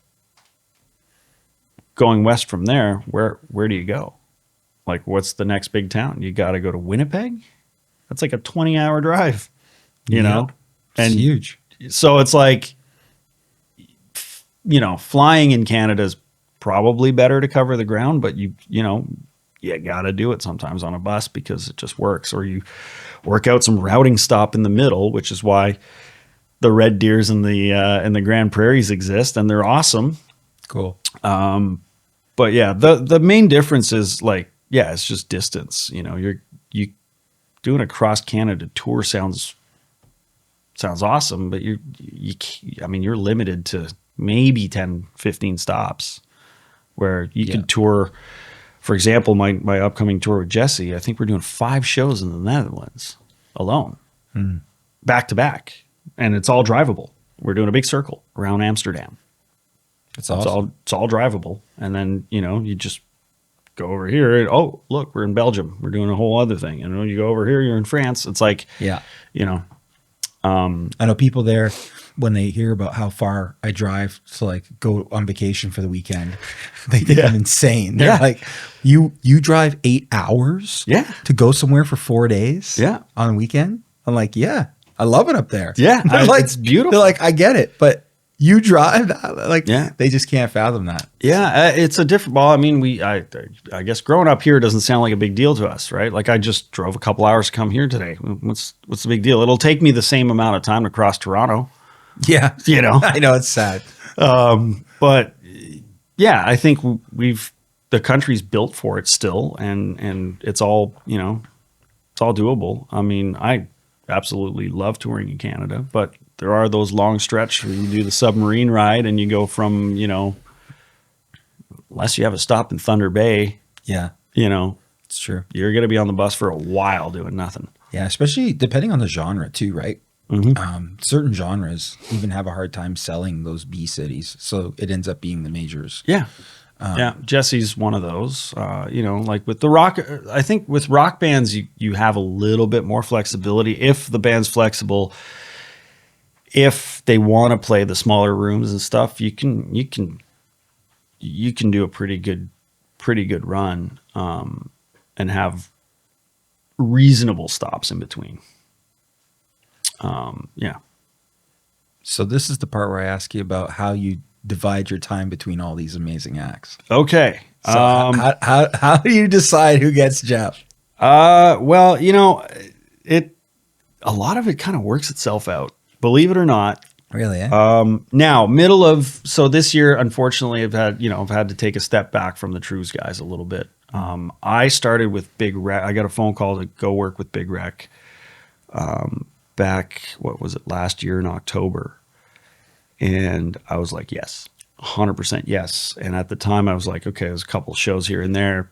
They fit into my schedule 100 times yes. I love that band. I've always been a fan. I got to work with Ian back when he did Tiny Pictures. Did some recording on that for that record at Phase.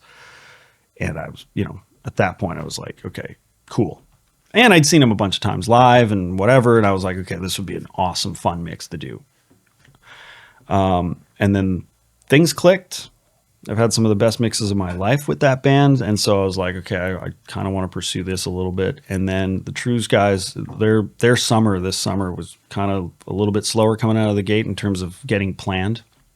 So I was like, well, I got to eat. Yeah.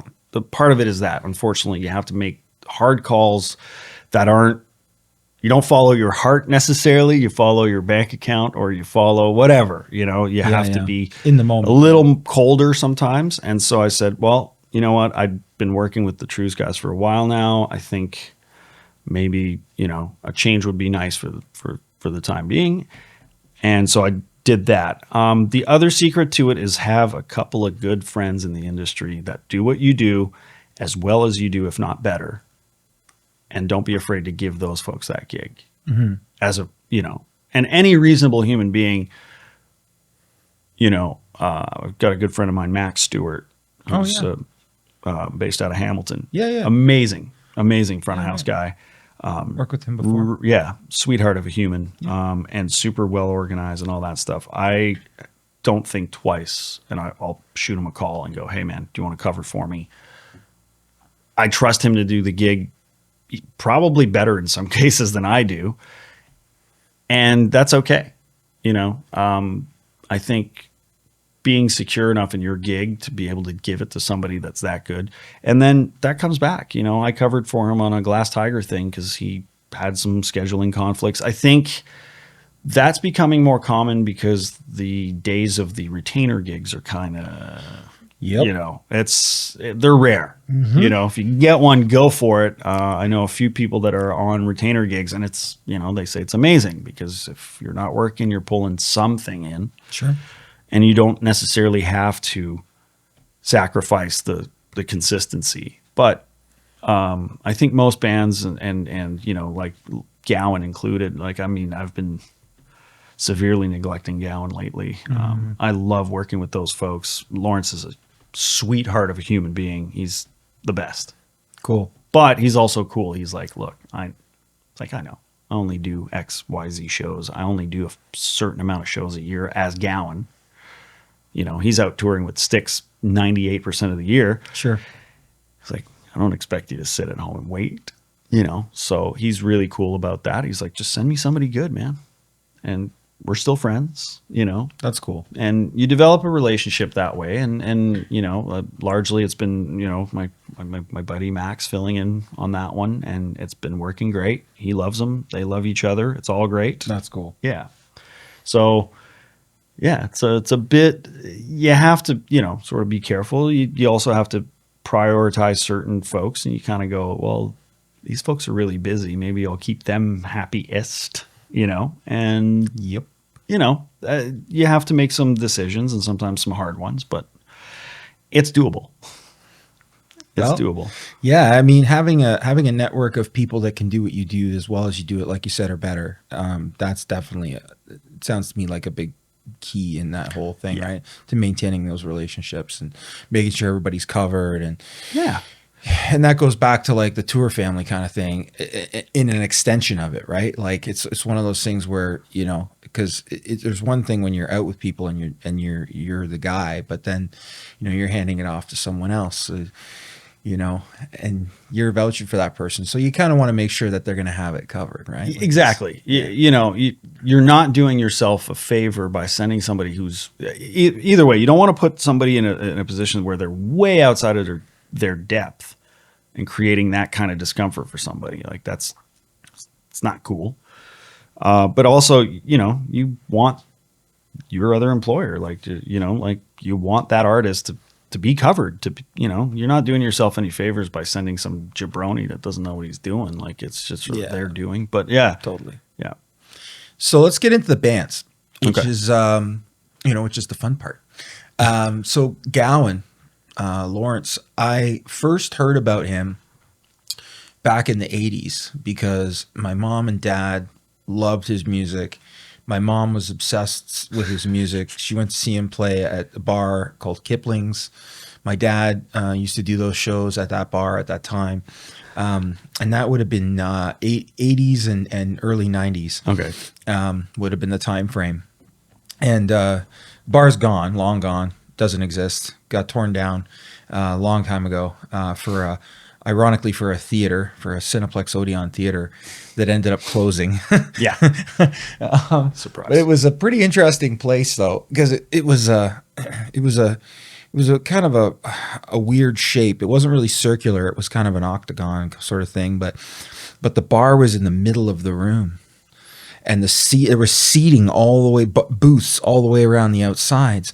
So like the dance floor was like the size of this room or smaller. Like it was, you know, it was a weird venue, but they made it work. They had so many amazing acts there at that time, and so many people that came into town and that Londoners got to go and see and got that to see without having to go out of town, go to Toronto. So that's where I first heard about him. And then my dad, ironically, built a nightclub in the 90s when I was a kid. This is after Kipling's. He built it in 95, and I think it ran through 97, 98. And it was called the Baja Club. And it was in town here. It was at Huron Marketplace. And again, beside us, Flexodion Theater. This seems to be our nemesis for some reason. Anyway, so... but yeah, he built the bar, and one of the guys that helped him with that was Earl Taylor. Shout out to Earl, who founded Kipling's. Okay. And so years later, helped my dad with the Baja, and Gowan was one of the acts that played the Baja Club. Way. That's awesome. And I got to do lights for Gowan there, and I was a kid. I think Tall order. I don't know how old I was. I want to say I was maybe 16, 17, somewhere in that range. Maybe. But it was fun, man. It was a fun show.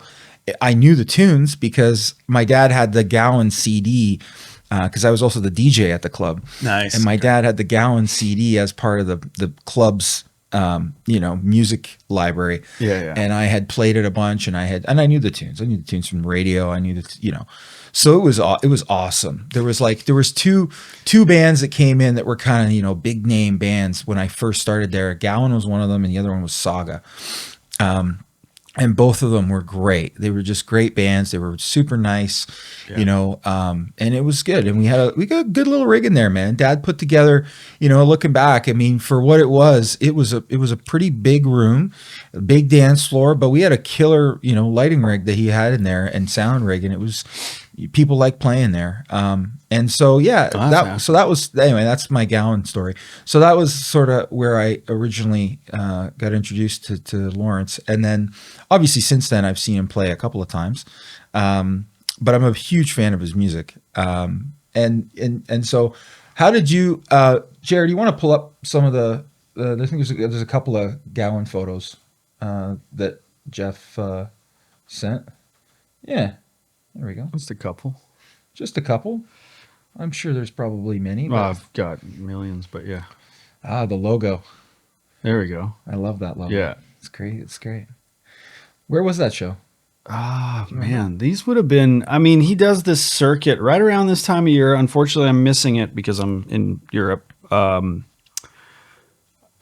That's actually Joe Morris right there, the world famous. We're talking about him. Yeah.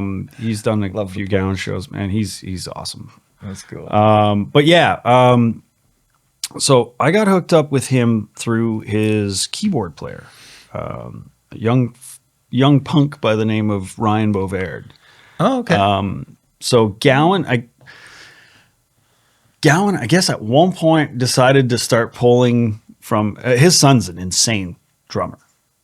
Gowan's son. I think I knew this. Yes. Yeah, Dylan. Well, he actually plays with Lawrence all the time now. Yeah, that's right. That's how I mean, I think I just did the last, hopefully not, but the last Todd Zuckerman series of shows, right? Because really? he would ask Todd to come out from Styx, to come out and play. And I mean, I got to mix Todd Zuckerman. That's wild. Insane.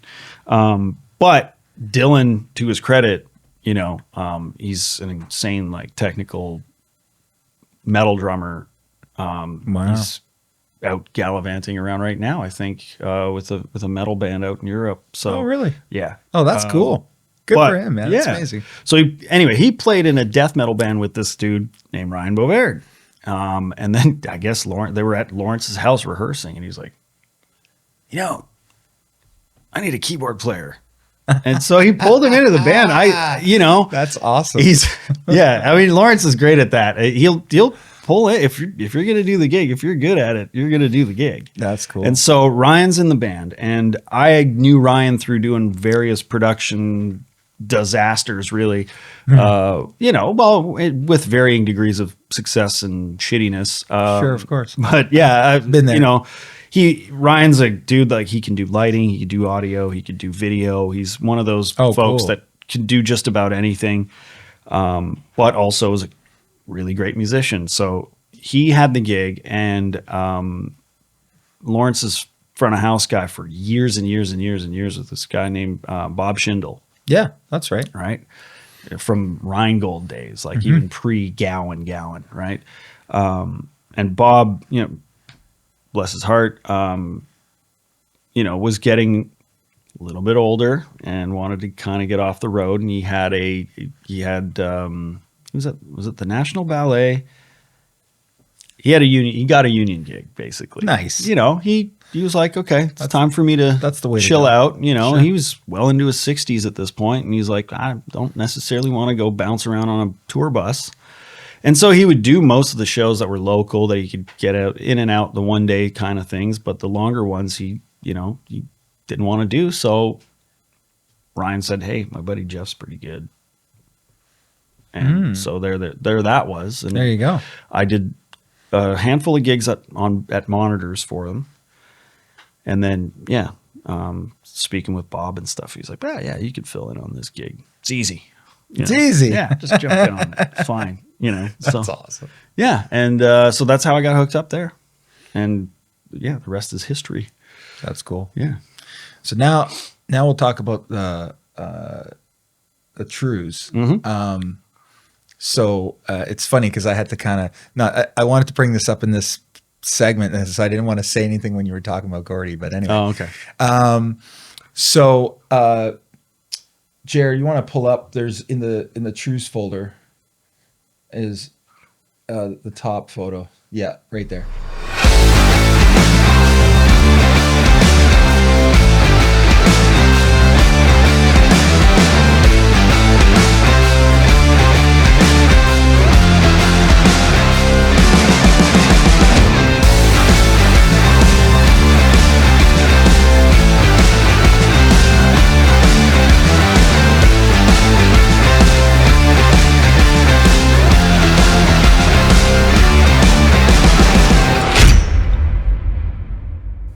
So that amp behind you, right there, that was John's. That was John Angus's. Yeah. Okay. And so John sold that to me, and he messaged me, and he's like, "Hey man, I got this amp, you want it?" I said, "Sure." So he drove it down. He didn't tell me till he got here that it was Gordie's amp that Gordie had gifted him from the original, like, Big Sugar tours. Yeah. And it's funny because I did a lot of those shows, like those first shows that they did. around Ontario, my dad and we used to go out in 5-ton with like a couple guys. We were pretty lean, right? So Yeah. we could get a lot of these, gigs that were, that you needed to be lean to get. And we did. And we, and there were some of them, like we used to do ones at the Grand Bend Motorplex. And Big Sugar played there a few times. We do the shows at the NAC here in town, and we go out and do shows Sarnia and Windsor, Chatham, around. And so did a lot of shows with Gordie. And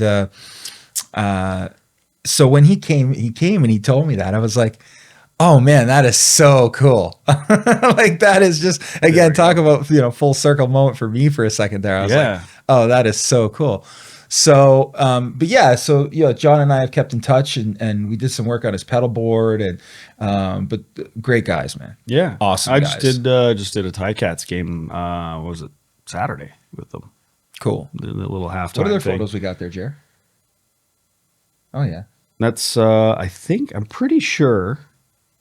Yeah, I'm 98% sure that's, actually, I don't know. Is that base 31? Oh yeah. No. That's got railings there. So I think that might have been in Buffalo. Oh, cool. What's that gig? What's that? No, because that's not raked enough. I have no idea. I know there's the Trews, but I don't know where that gig was. That's cool. That might have been from the same show, in fact. Show, yeah. Or no, some other show. But anyway, somebody snapped a photo, which is pretty rare. Nobody snaps a photo of the sound guy. Yeah, right? Especially one looking good like that, man. Yeah. Look good there. Looking pretty crispy. Yeah, that's awesome. Yeah, those, I was, when I was writing, coming up with some of the notes for this show, I was listening to a bunch of the different bands that we're talking about. And Highway of Heroes is one of the first song I threw on from the Trews when I was writing the notes, and I was like, man, this is such a Canadian sounding song. Like if I had to pick a song, if somebody said to me, hey, I mean, there's a bunch, but if I had to pick a song that was like, what's Canadian music sound like? That would be that's definitely one of them. I mean, today, sure. actually, oddly enough, right? Today, having grown up in a military family and all that stuff, I phoned my dad today, thank a veteran or whatever, but I did that. I watched. But yeah, I watched the ceremony. My dad did the ceremony today here in London. Provided the sound for it. I watched it on my phone. I was at the gym this morning and I took an hour and a half, and I stopped on the side of the road, watched it on my phone, and then put up a big post about my grandfather who fought in World War II. It's a big deal for me because he left us this camp. We call it camp. It's a cottage. 8 hours north of here, up in northern Ontario, in the middle of nowhere, 36 miles from hydro and cell phone signal. Nice. And the older I get, the more I realize that was like one of the coolest things, one of the best things that he could have ever done for us, because, it's just such a rare thing. And it's, being able to go up there and go off grid and disconnect from the world of chaos, and do all of those, hunter-gatherer type things, and just be one with nature is such a cool thing. And I'm not quite sure if he knew when he did that, if that he would understand the gravity of what it meant to us. But anyway, today's a special day for me too, and he's a special guy. And so there you go. Yeah. Well, I mean, same here. I mean, I grew up in military family and all that stuff. My old man was kind of all over the place. He did a handful of UN tours and stuff. So oh wow, I know what it's like to have somebody away for a while. And I as a kid, I mean, he didn't do too much. When I got into making memories or whatever, I don't know that I really understood even what it meant at the time. But looking back now, it's just like, holy shit. He was in Gaza in the 80s and stuff like that. And so here we are again with that stuff going on, and it's just like, okay, now you kind of realize the whole thing, right? Maybe he wouldn't have come back at some point. I don't know, right? Well, like I didn't know this. My mother did. She understood the gravity. I'm sure she did. But so it's looking back at that, and I phone him like it's his birthday on Remembrance Day every time, Wow. And luckily for him, like he's he's doing a lot of stuff in northern Quebec where there wasn't a lot of emphasis on, veterans. And I mean, let's face it, most military personnel, they're going to be from smaller towns. It's Newfies and Frenchies, as they say in the military, right? There's a lot of Newfoundlanders, a lot of French Canadians. I mean, there's people from all over the country, but, a lot of those folks are from little towns where they go, as my father did, when he was 17, just went, well, there's nothing here for me. Military, that was the move. So he's helping sort of bring that back, because the kids that went to Afghanistan in the more recent conflicts, I don't think people think Remembrance Day, and I think people think World War II. Yeah.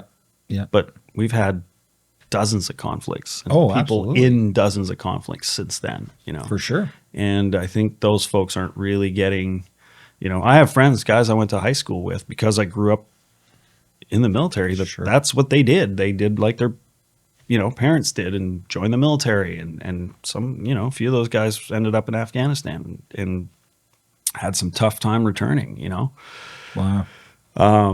So yeah, I mean, it's an important thing for Absolutely. sure. And actually, going back to the Trews, last June was the 80th anniversary of the D-Day landings, and the Trews played it in France on Juno Beach. Wow. On D-Day on June 6th. Wow. I didn't know that. Yeah, I probably should have put that in the notes, but yeah, we did that. No, that's cool, man. That's great. That was something.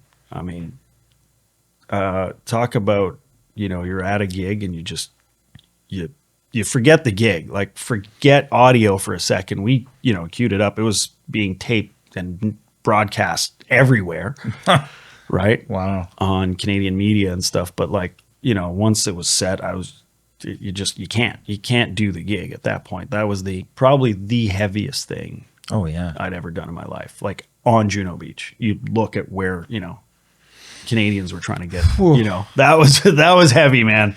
Yeah. But an experience that I'll, never forget, Absolutely. that was a thing. And Highway Heroes, that's what they played, obviously, so. Yeah. It was funny because, obviously a lot of people are probably listening to that song today. So when I pulled it up in Apple Music, it happened to be the top song. Mm-hmm. But I clicked on it and I went, oh, I love that song. And then, no, it's a great tune. Mm-hmm. So how did I ask you already? How did that gig happen? No, I didn't ask you yet. Well, I think that was another one. It was like sort of a friend of a friend / also, I mean, I had been working with Big Sugar at the time quite a bit. And, them and Gordie have had a relationship from their very beginnings. Gordie produced and mixed and recorded, I think, their first album, and then co-wrote a pile of their songs. And so they've had a very close relationship. And I think, that was one of those things where, the front of house person, and somebody calls you because they need a guy, their folks aren't available that day or whatever. And you start by doing a couple of shows, and then one thing leads to another. You end up, and I was, the guy basically from COVID on, really. And Oh, wow. yeah, I was doing the vast majority of their shows for a while, and get along great with the guys and stuff. So Very cool. yeah. So we talked a bunch about Ian. Yeah. And the Big Wreck thing. I want to pull up a photo, Jer. Another photo op. I never ever thought anyone would see this photo, but I'm going to put it out there. Oh, wow. Okay. That would have been a while ago. It is. Yeah. Yeah. So this is in London. It was side stage at a festival that we were doing in 2000. I want to say it was 2002. Okay. And Harris Park in London. Yeah. And he was headlining. And I will not forget this set because I was doing lights for the show. And obviously this is during the day. This was just after sound check. I won't forget it. And it's a good thing. And I think I've said it once in the show before. I can't remember who I was talking to in the show when I said it, but this Ian specifically, it didn't matter whether it was him or the Big Wreck thing or whatever. is one of my most favorite sounds. It's one of my most favorite bands to do lights for. Yeah. Interesting. Okay. Because I don't know. I would always program certain looks, certain ways, and I would always be able to because I just knew the songs so well. Yeah. You know, I grew up listening to a lot of his stuff and in the early days, and I was doing a lot of rock shows back then. So I was doing lights for all kinds of different rock bands. But his stuff really gravitated with me. So I listened to it even in my personal life, on the radio, whatever. So I knew the songs really well. And then, you know, to be able to do lights for, the way I did lights was more of a palette situation before palettes existed. Gotcha. Right. So back in the 90s, I used to use an Avolite console, and we figured out a way to sort of palette on it. So that I could have like color on a button or fader. I could have, you know, shapes. I could have, and then I'd have pre-programmed programs as well. But I'd be able to play the lighting console like an instrument. Right. And I broke 2 faders on that show. That's how hard I was. just going for it. I did. I broke 2 faders on that show. And yeah. What is it about that band that brings out that kind of thing with techs? Every tech I've ever talked to that has worked with Ian or Thornley or Big Rec, you know, I mean, you know, the guy I came in after, Charlie Ferguson, that was I know Charlie. I mean, he's mixed them for eons. I've never seen somebody rock out as hard at front of house. Charlie on a Big Rec show. I'm pretty sure Charlie might have been on that show, and I remember he was rocking out. Always. And I think at one point he looked over at me and was like, what's going on? Yeah. Because I was rocking out definitely as hard, if not for sure harder than him at one point. Because it's not dance music.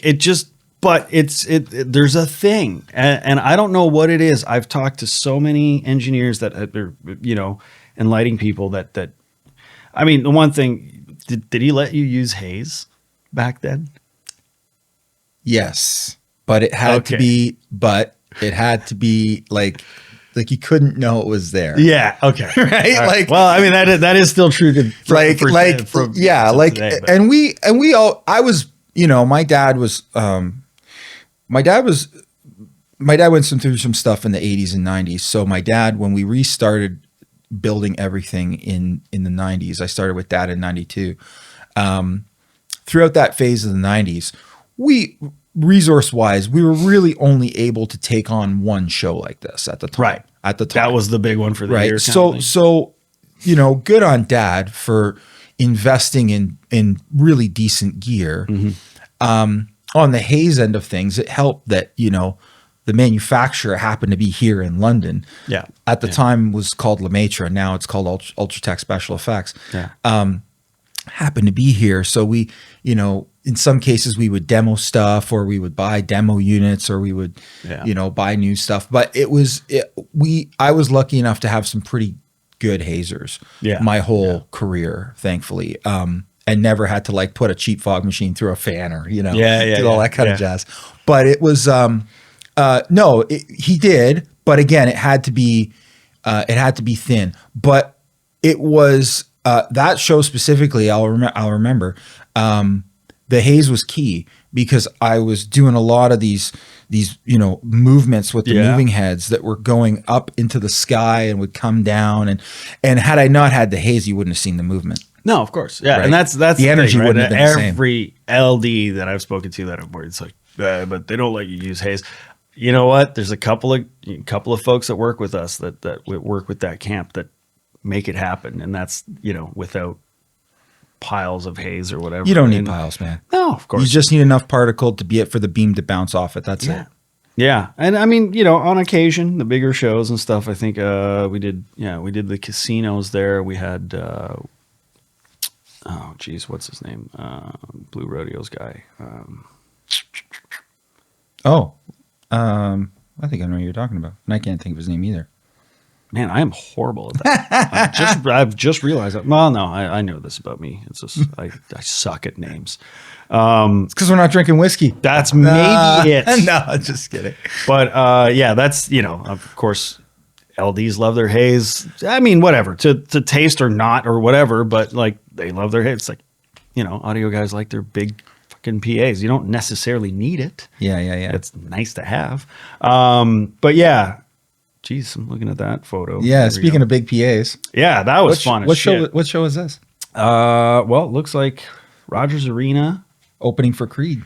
That was fun. So we've done a number of shows this year with Big Rec, with Creed. We did a cruise back in April. We did one of those rock boat cruise things. Yeah, that was a trip. It was interesting. That's cool. Does the band get to like go out and like mix with people? Like they can. I think it gets a little. I think it gets a little overwhelming. I mean, they can and they do. There's like set sort of media, areas and because like other than that, like what does the band do the rest of the time when they're hang out in cabins with other bands? So I mean, cruise ships are separated like that anyway. So there's like a deck where the general public or the cruisers, I guess, are allowed to go or not allowed to go, and then that's like bands are kind of at least give them a little breathing space. That's good. But there's events and stuff, and then walking to and from the shows, because you'll do on those cruises, like there's usually 3 to 4, depending on the boat, whatever. There's on this one, there were 4 or 5 stages. We played 3 of said stages. So there's like, usually cruise ships have like a theater kind of area. Mm-hmm. So we did that. Usually the main stage is out on the pool deck, right, of these ships. That's like the biggest spot. And then you end up, doing like a smaller one or whatever, Sure. And it's kind of cool for the folks getting onto these cruises, because they get to see the band a couple times if they want. The funny thing is about that cruise is that there were a handful of Canadians that knew who Big Rec was. And we weren't the only Canadians there. There was us and I want to say it wasn't 3 days. It was the guy that went country just recently. Dallas? Yeah. Yeah. Dallas Smith from, what's his band's name? Jesus. I know we opened for them too. It'll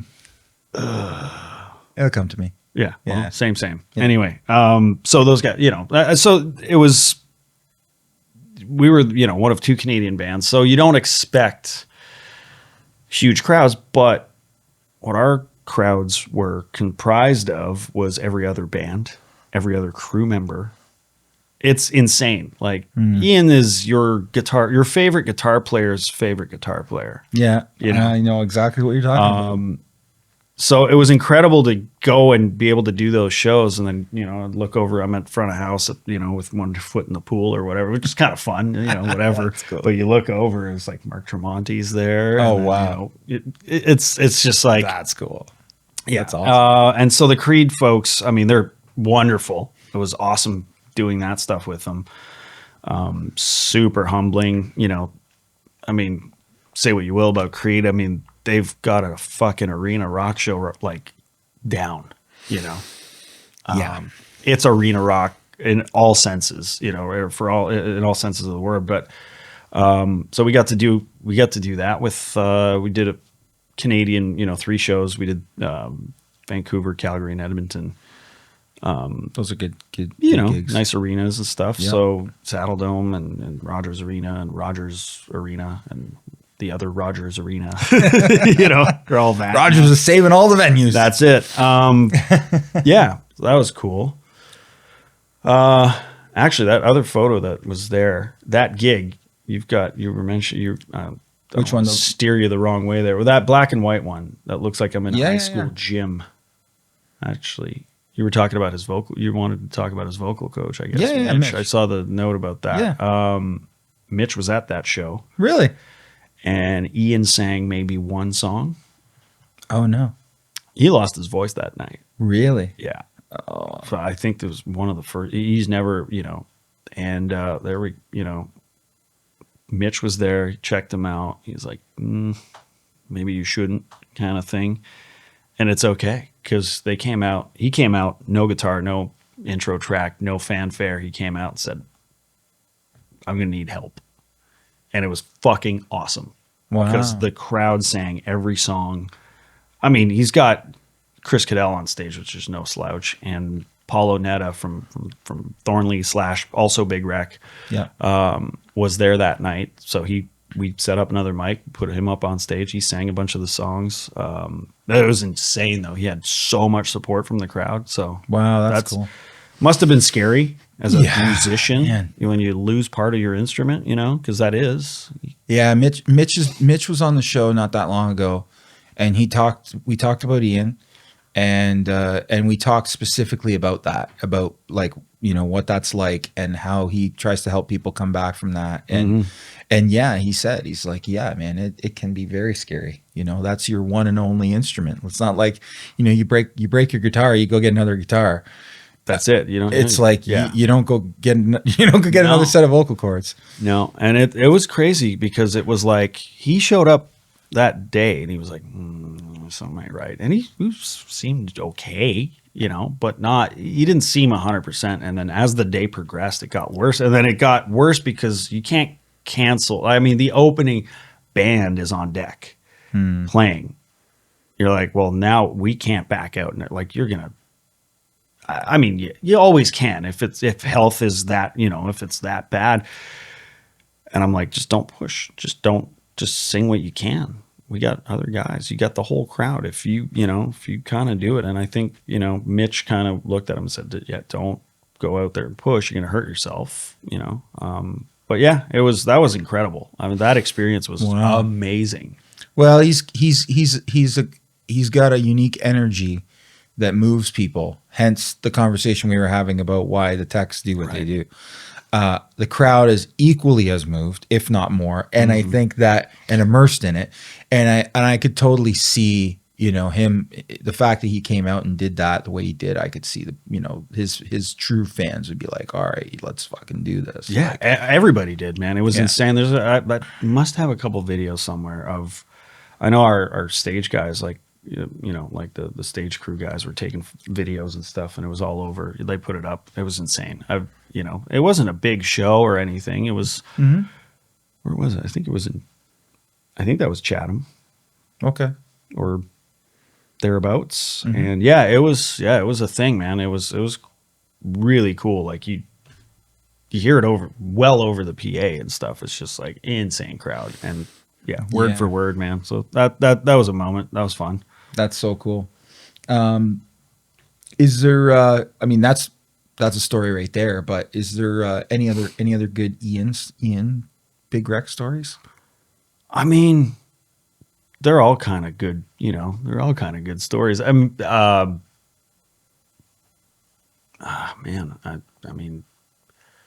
biggest gig you guys ever did together?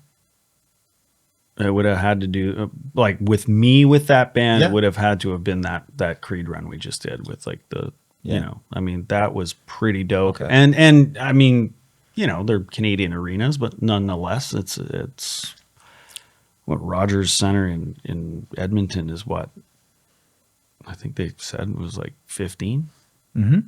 Oh, at least not the biggest show I've ever done ever, but one of, and it was impressive the amount of people that were there and knew exactly who they were watching and singing the songs and whatever. And that's cool. I mean, that song always gets a big crowd singing, I love that song kind of thing. Yeah. And that's always a huge moment, right? Yeah, so, absolutely. Yeah, that's cool. What's one of your favorite things about Ian?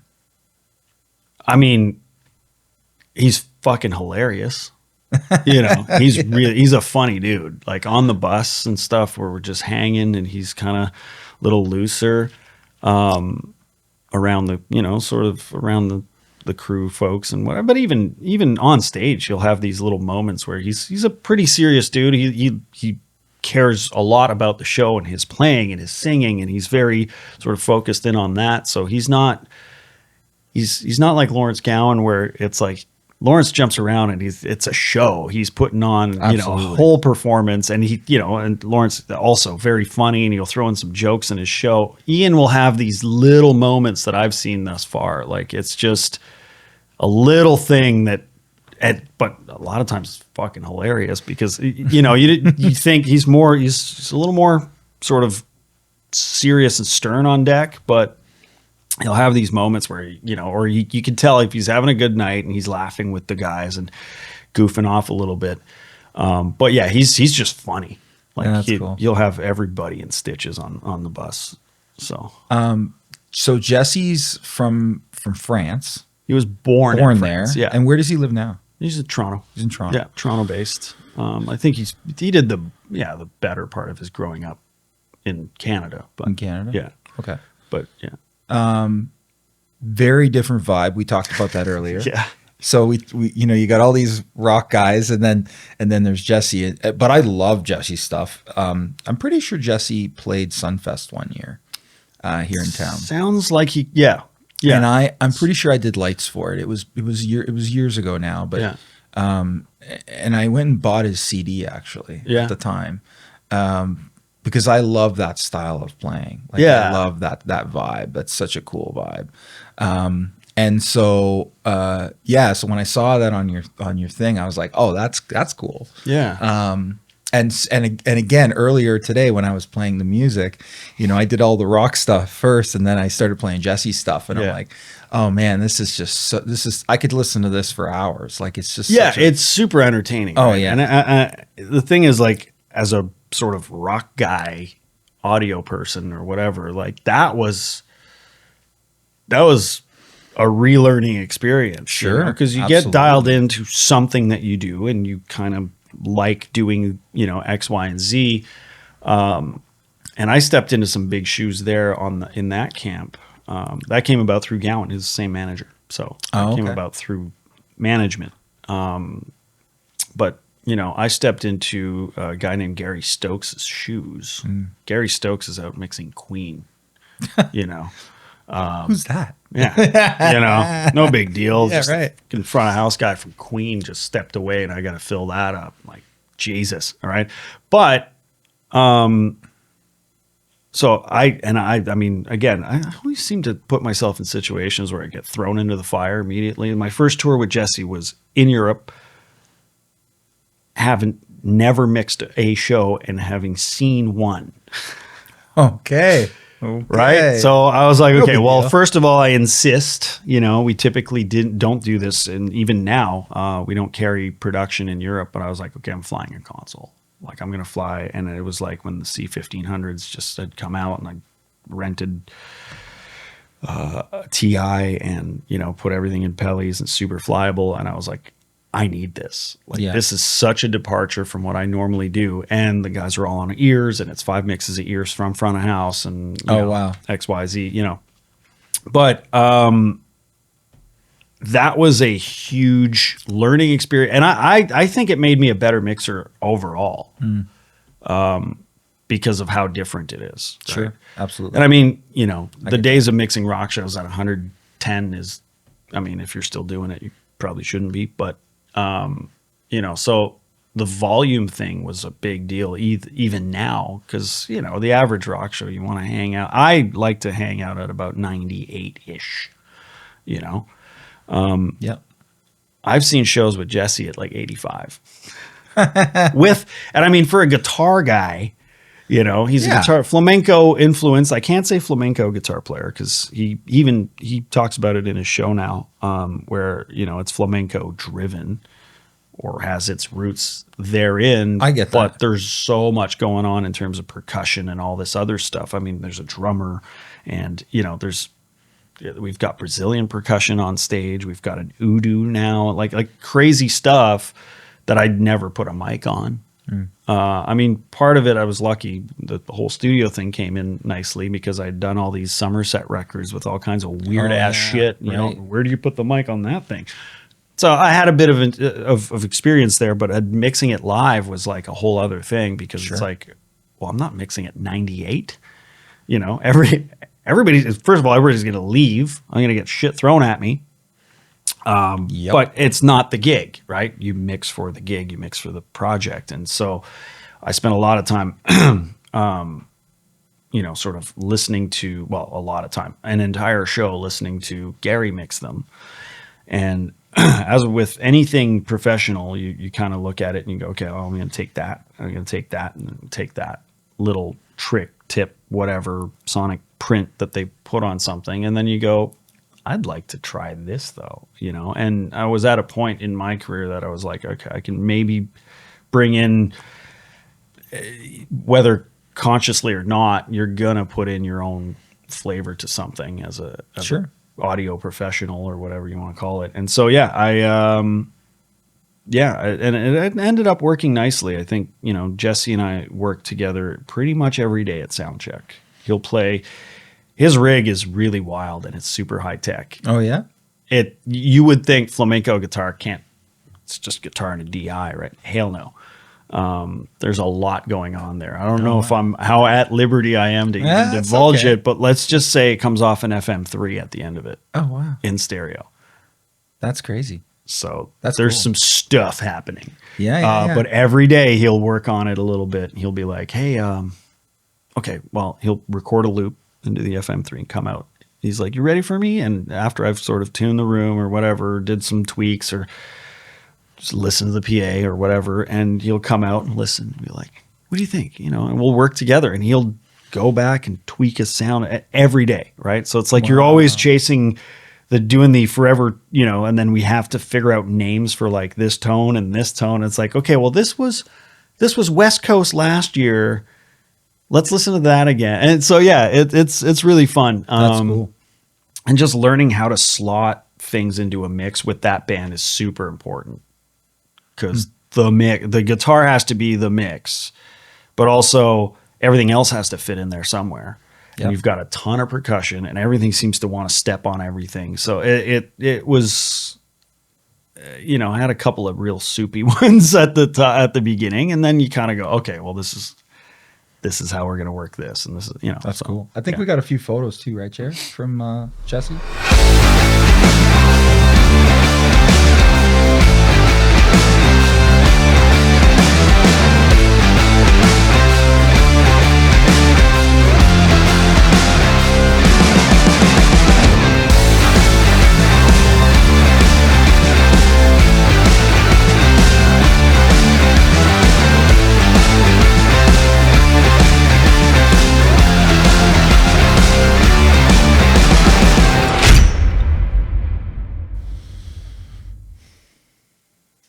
Yeah. Oh, we get to play some really cool spots with Jesse too. There we go. You know, it's a whole different. Where was that one? Well, that must have been North America somewhere. Oh, I think that's I think that's Montreal. I think that's the Maison Symphonique in Montreal. Okay. So anywhere there's a Pro 2, it would have been North America because that's Jesse owns that. He owns all his own production. Oh, wow. He bought it. Good for him. So travel with console, mics, everything. Like just he owns all that stuff. That looks like, I don't know. I have no idea. That's a theater in the States. It's one of my favorite little theaters because it's a tiny theater, but look at the fucking PA in that place. I know. It's wild. It's Par 64s. Yeah. Look at that. Yeah. Old school park hands, but man, does that room ever sound good? Yeah. Because the PA is not doing anything. Like it's just sitting there. Like, you could like 15%. Yeah. If that. But that one of the best sounding rooms that I've been in. Somewhere in Europe. I think that was Institute of Music in Wrocław, I think. Okay. In Poland. Those rooms taught me some stuff, man, because all those places they're designed for acoustic chamber orchestra music stuff. Oh wow. And we're going in there and I mean they flew a PA and yes, you can do it, but it's like don't use it. Yeah. For the love of God, don't turn shit up. You're gonna kill everybody in there. It's not meant to. It makes for a really interesting. I mean, that looks like a really light crowd, unfortunately, because they didn't want to put anybody. I mean, they still put a few people behind them, but basically, that's almost a 270-degree kind of room thing, right? Yeah. That's cool. Yeah.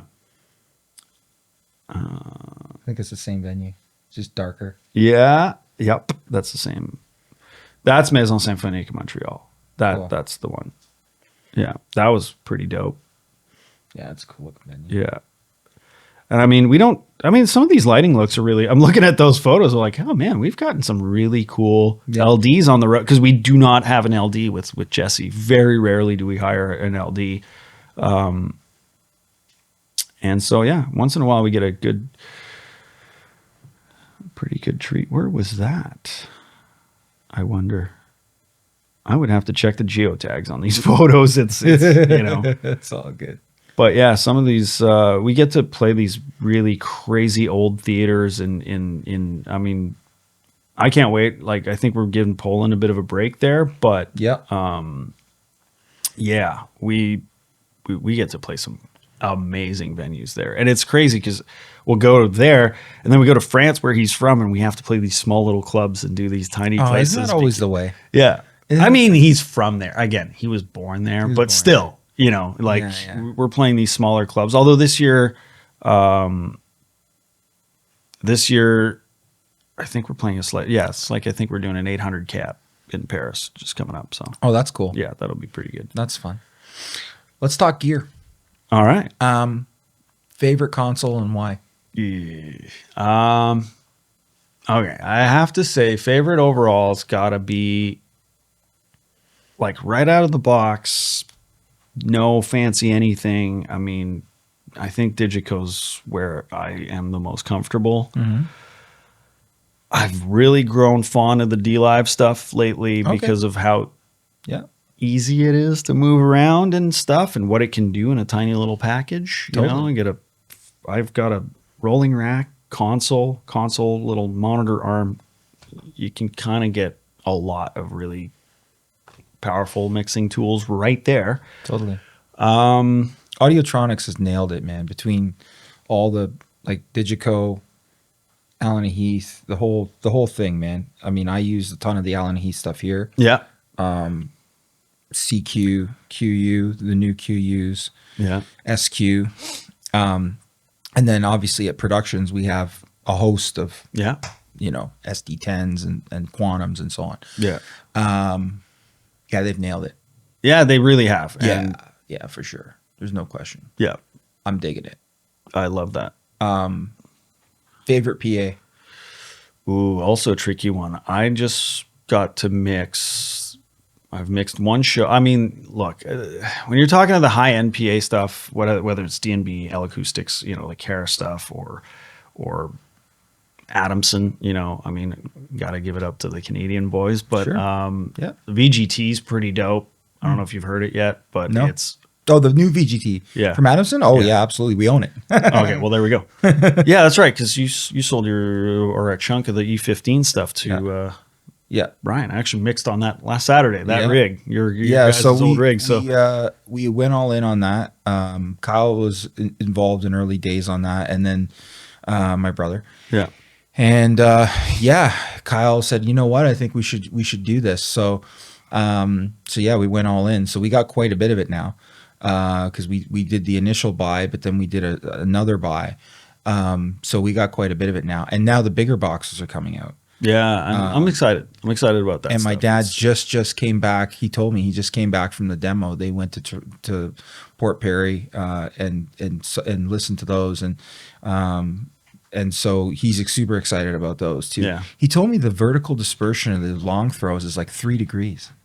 Jesus, it's a fucking laser beam. That's insane. It's crazy. Well, whatever, it's cool. The technology side of it is very cool compared to what we did back in the day. Of course, right? And at that point, I mean, so to nail a favorite at this point, I'd say, look, it depends on so many things. Like, good sure. SE, if you got a system tech that could, tune a rig, none of these PAs are going to sound bad inherently.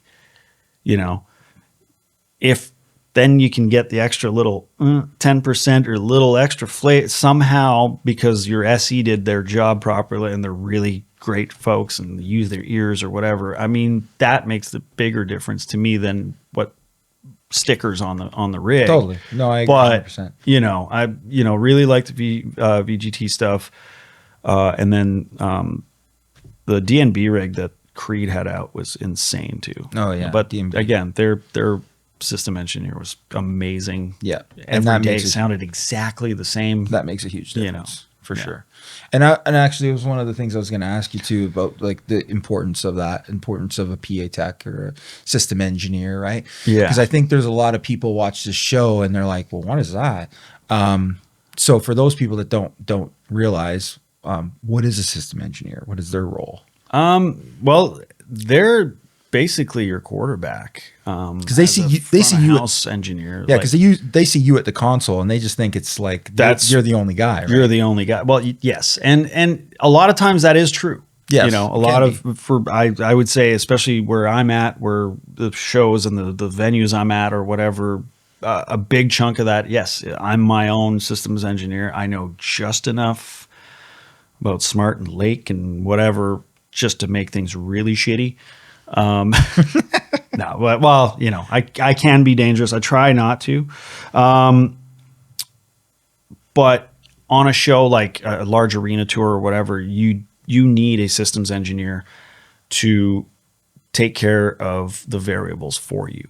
You know, if you can show up with your yesterday's virtual sound check and put it in the room and go, cool, let's have a rock show, then your SE's done their job, right? Yeah. It's their job to make, you know, the PA work in whatever environment you're in on the day and to do it consistently every night so that the show is as good, you know, tomorrow as it was yesterday or the day before, and work within, you know, what and they get a lot of weird shit thrown at them. Oh yeah. You know, Yeah. rooms are different shapes, or there's some weird pile up of frequencies, or you're all of a sudden you're 160 feet from the PA instead of 100 from yesterday. You know, it's like, how do you know, make everybody's experience the same in the room everywhere? That's another one that the SE is going to make sure that they do. And, you know, hopefully they have enough in their back pocket of resources and stuff to make the room, you know, sound the same everywhere. And yeah, that's the gig, and it's nice. The you know, the few times that I got to have somebody doing that, or at a festival, even, you know, Max Stewart is actually a really good SE as well. Nice. And he's tuned some PAs that I, you know, on festivals that I've been on and whatever, and it's just like, dude, this is insane. You just show up and it's just shit, yeah.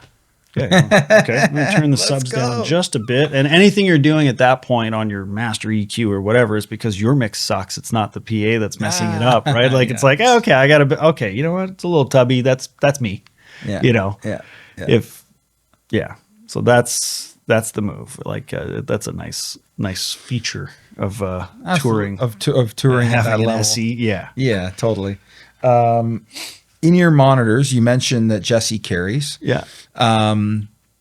What's the importance of having in-ear monitors? Because I remember, speaking of Chatham, I remember a specific show we did in Chatham with April Wine where they blew up the PA.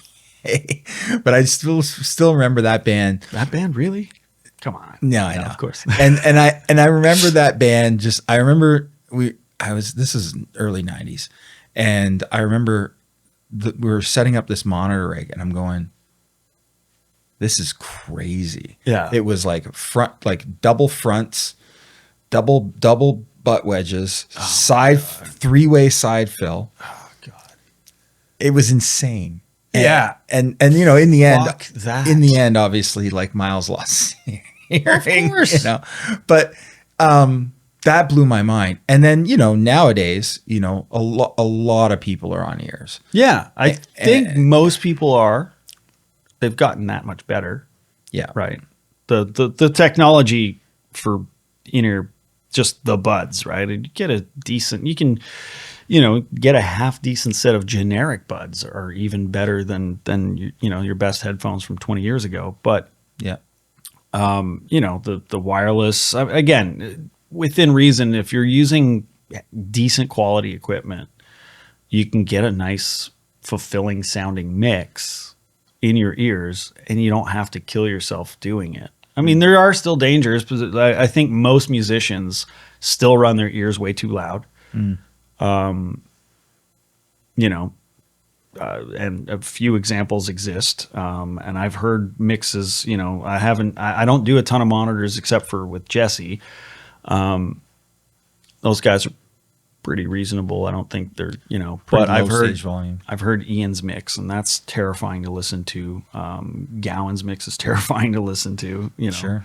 Well, those guys came up though at a time when it was wedges. They did wedges, and really loud wedges. Yes, like correct. way too many wedges. Yeah. And just, you know, and not, you know, people, I think we've always been aware of hearing loss. Like that's not a new thing.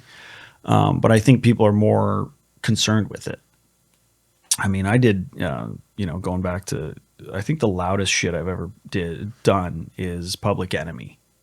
Oh yeah. At Wakestock. Oh, I work with Public Enemy. They are loud. It was ridiculous. They had a bunch of Wakestock Claire. have been crazy. Yeah, they had a bunch of Claire. We brought in a bunch of Claire S4s and had like 3 of them aside stacked on top of each other. Like those.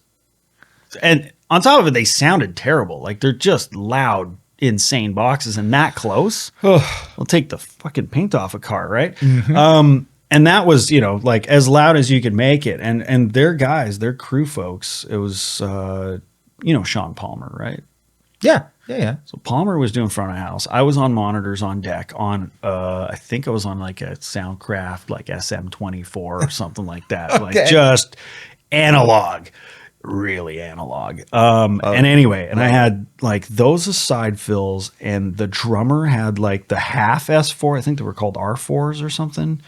He had 2 of those, like Texas headphones, and then the DJ had the same thing. There was more PA on deck than there was out front. Oh, yeah, I've been there. That's crazy. And, you know, like you can feel the area breathing, you know, when bottom end hits. And it's like I was wearing earplugs and headphones. I didn't come prepared at all for this assault, but I was wearing earplugs and a set of headphones on top, and it was still killing me.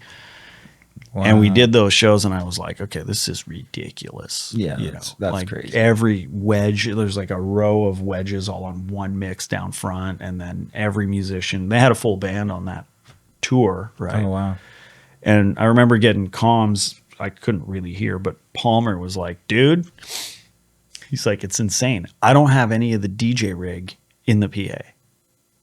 The quietest thing on that's not making any stage volume is making the most stage volume, you know, because it had to be so loud on stage. And he's like, I don't need it in the rig at all, you know? And it was like, no, you know, that's I was crazy. Like, I can't do a career like that. Whew. Like I'll be deaf in 2 years, like, you know, to have to do that every day. Or is there any benefit to having custom molds done? Because I know a lot of people do. I mean, okay. Look, and this, I've talked to a million people about that. Some people swear by them. I do it for a comfort level thing. You know, I have a set of sort of universals or, you know, generic earbuds. I have a couple, and I still prefer, although they're probably tired and blown up at this point and blown out, you know, because in fact those drivers don't last forever. Sure. Even if you're careful with them, they're hearing aid drivers at the end of the day, right? Yep. But I prefer wearing for the short amount of time I do. I would, and if I had to do a whole show doing just ears and have them in for 90 minutes or whatever, I would prefer customs. They disappear, right? You don't feel like you're wearing anything. I hate having shit in my ears. So the sort of more, it doesn't matter how well they fit, those universal earbuds, although some of them sound really great, I can't keep them in my ears that long. So I think, I don't know, it comes down to the person, I think. Yeah, right. You know, if you could tolerate that stuff in your ears for, you know, an hour and a half, 2 hours, fine, but not for me. I get that. Yeah. Yeah. Console plugins. So you come from a studio background. Yeah. Do you use console plugins? Yeah. So first of all, what do you typically use? You know what? I'm not brand affiliated. No. I mean, I have my own Waves server. I run Waves Live. I know a lot of people do. I mean, if it's good enough for Pooch Van Druten, it's good enough for me, I think. You know, some Sure. people go, it doesn't sound good or whatever. Look, it's a tool. I've become slightly reliant on it. It's an addiction, okay? I'm working on it. That's awesome. No, but I do enjoy the tools. I use, even if there's the same thing built into the console, it's nice to have another screen to reach over and just do that thing, However, the consoles are getting really good. The stuff in the consoles. And, people go, well, it doesn't sound like the real thing. It doesn't need to. It does a job. Yeah. If it looks like another piece of gear that you know and love, fine. But, I'm actually going backwards, though. I'm going back to hardware, like a lot of people are. Yeah, I think. It's nice to have a couple of key pieces. Your lead vocal, for me, like in a rock show, lead vocal is going to be paramount regardless of the band, Then secondary to that with big rec, obviously guitars have to be huge. It all has to sound good, but,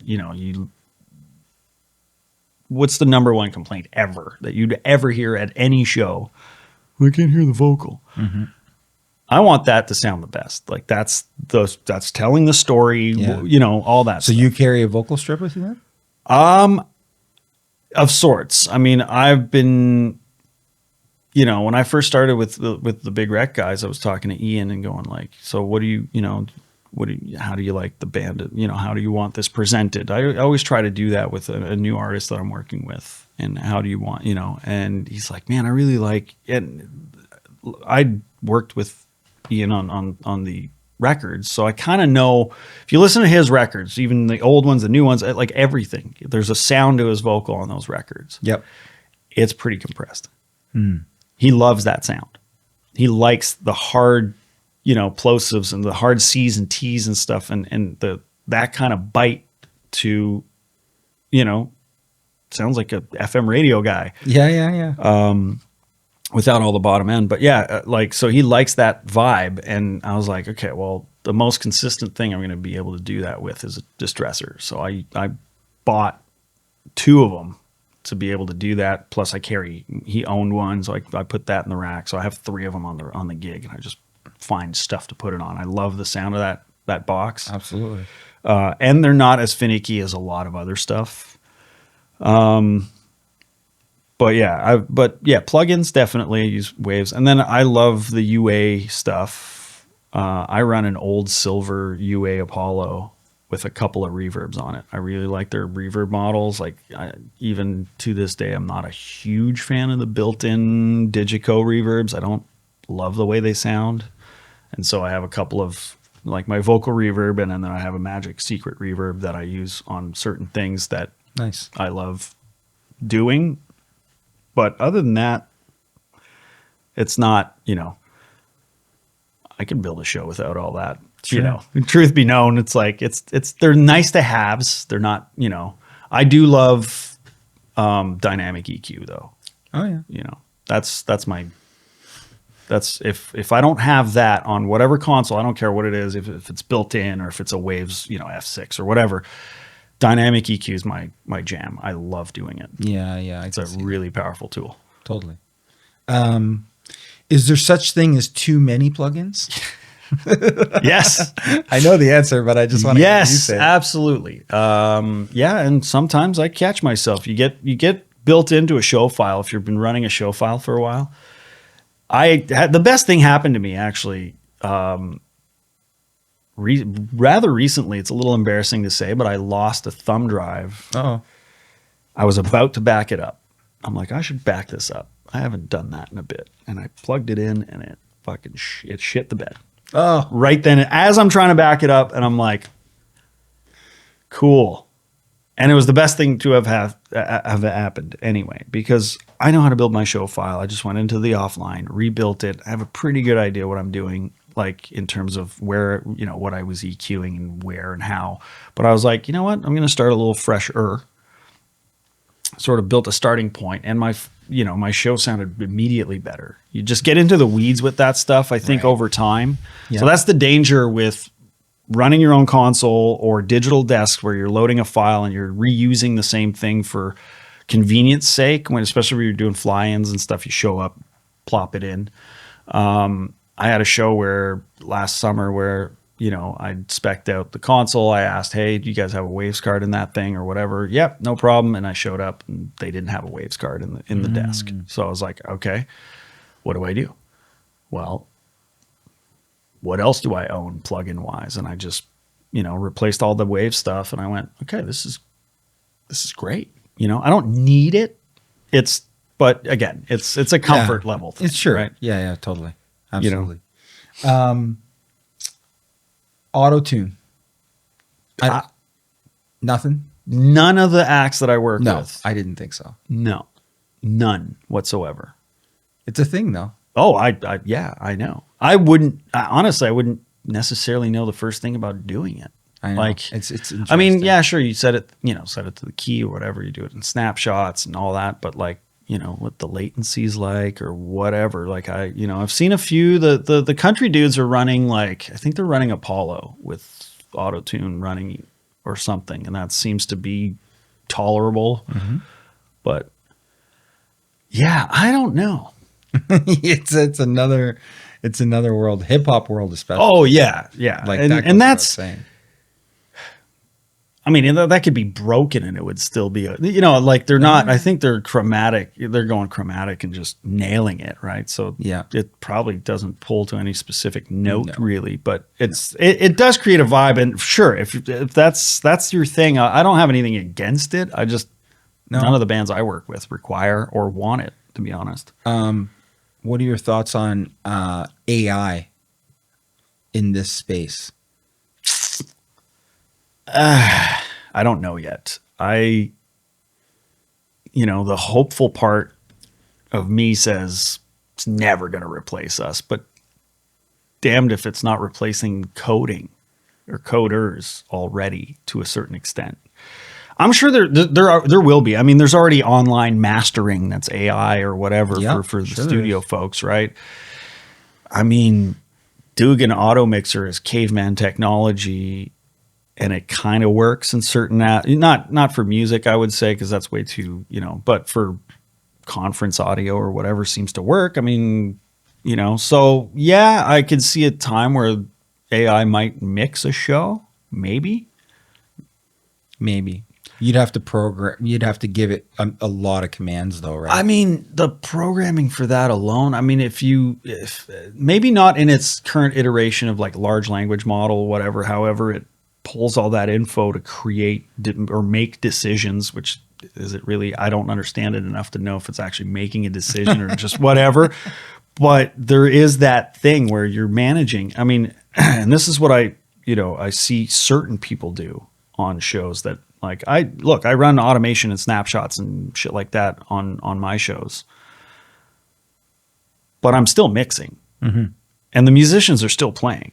Yeah. And are they going to sing that line the same every night, or are they going to play that lick, or is the drummer going to hit as hard every night or the same way, even, 8-bar section to 8, you know what I mean? Like there's so much human stuff going on that I don't know that AI will be, ever able to replace a human being doing that part of it. Now, we just used, with management over at just for funsies, we wanted to see if they could do it. AI did route a bus tour for me. Oh wow! And if you put in enough info with your driver because that gets tricky, right? Like the whole driver e-log thing, like they can't mess around with that too much. Sure. Right? And there's hour restrictions and whatever. So put it in, and it actually came up with a plan, and we kind of went back and double checked it and went, yeah, this is actually going to work. Like this works. In fact, in one or two cases, one little thing was better than what we had sort of planned to do, right? Oh, well, if you stop here, it fully routed it and just down to what roads to take and what to avoid at what times and shit like that. So, I mean, you're pulling from, essentially the sum of all of humanity's knowledge, and you can do it in a few seconds. That's kind of, Yeah, there's gonna be a place for it, I think, at some point. But you're right, we may not quite be there yet. I mean, I use it to make funny pictures right now. That's about it. Mics. You mentioned that you carry some mics sometimes. Favorite mic? Well, for what? You know, True. Favorite vocal mic? I've been going. You know what? I mean, I kind of jumped on that bandwagon post COVID, like the whole SE thing. Like V7s are great, especially if you have wedges or a loud stage and stuff. You know, and again, if it's good enough for, I don't know if they're using production versions of it, but like Taylor Swift was using a capsule. Like everybody's using that stuff now. With Ian, we still use Beta 58. Oh yeah. It sounds great on him. Yeah. It works for him, you know. Certain mics work for certain people. But yeah, those are vocal for live. I mean, depending if it's quieter. I mean, Jesse doesn't do vocals, but his in between talking mics, the KMS 105. Oh yeah. It's a pretty expensive kid Yeah. talking into mic, but hey, Definitely. it sounds great. Absolutely, it would. For a while, when we didn't have a full band with Allan Rayman, I was using a de facto.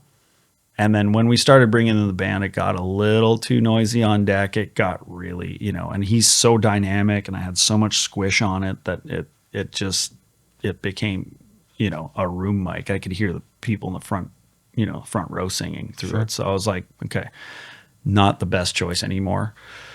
But yeah, those would be it. Do you find have you found there being any audible difference between wired and wireless? Yeah. Yeah. Always. Yeah. Always. But again, like, we're at a point now where we're splitting hairs. I mean, if you're any, like ULXD and like, I'm way bigger fan of Shure Wireless than I am of Sennheiser at this point. I think Sennheiser's got a bit of catching up to do, although I'm not speaking because I haven't been paying close attention to wireless technology lately, but I mean, ULXD and Axient is great. I know that people are raving about the sound devices stuff right now. I'd love to get my hands on some of that for giggles. Sure. But yeah, my favorite new thing though, like if I don't want to hijack your question, but no, go for it. Do it. Drum mics. Yep. I mean, I know for a while. I have a whole kit of SE stuff, and I went to Lawton Audio last year. Yeah. Dude, like really, like the snare mic is a fucking game changer. It's my favorite snare mic ever. Wow. And, the tom mics are. I just got a set of tom mics, and they're awesome. That's cool. They're somewhere between like I like mics usually for like how they color stuff. Like the less work I have to do, the better, Sure. Which is why I was never a huge fan. And some people might go, "Oh, you're an idiot," but the DPA stuff was too clean, especially on a rock show. It was like it's too much. Like, okay, if that instrument sounds like that, you don't necessarily want that coming out of the PA for me anyway. I like scoopy toms. I like whatever. So if the mic's already doing part of that, which is why I'm a big fan of it, like a D6 on a kick drum for rock. I mean, it's awesome because it's already kind of there. You don't mess with it. It's already scoopy. A lot and stuff is a good compromise between like super clean, even, and just the right amount of coloring that you don't necessarily, I just found like anytime I've used the DPA stuff, I just found I'm carving so much because it's just too much information. Yeah, it's too bright in a dense mix. Totally. There's just, and that makes sense. Like we use their podium mics, we use like their choir mics, like we use, what I mean? And for that, okay, yeah, that makes sense then all of a sudden for it to be clean. 100%. Right? Yeah. So there's a place for everything. On a solo piano, sure, whatever. But in a dense mix, I just find there's too much and I get sort of overwhelmed by like, okay, well, everything's too real and it doesn't, I'm a big fan of slotting for stuff, especially big, loud, compressed rock mix and whatever. You just take the shit, low pass guitars. I mean, Kaplinski taught me a lot of that stuff with, I've leaned over his shoulder a few, Chris Kaplinski, right? Front house guy, Arkells and lights. And he was just on the, that's right. Yeah. Yeah. He was just on that video podcast thing that's kicking up a pretty, they're talking to a bunch of really cool folks. But anyway, but yeah, huge, like amazing sound engineer, right? Chris is one of the best in the country. You should probably give him a call, actually. There you I'd go. love to hear some will. stuff. But yeah, he taught me a lot of that stuff, you know, like low passing the shit out of guitars. I was like, really? Like, he's like, yeah, dude, like, check this out. And I was like, oh, okay, that makes sense, you know? Yeah. So I picked up a few tricks from him, but yeah, I don't like having that wide open thing on everything, you know? I get that. Yeah. Backline. Backline. Who does backline that you work with? Jesse? When you, well, no, Jesse, when we're North America, we carry our own. Yeah. We have our own stuff.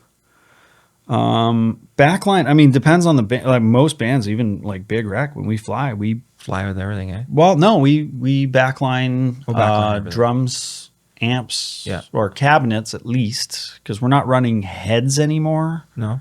with Big Wreck. Well, Ian isn't anyway. He's got fractals and power amps and Yeah. hidden stuff and cabinets, but our fly rig has his front end on it, and then all the power and speakers comes from backline stuff. Right. So would you say the majority of bands are now doing the backline thing?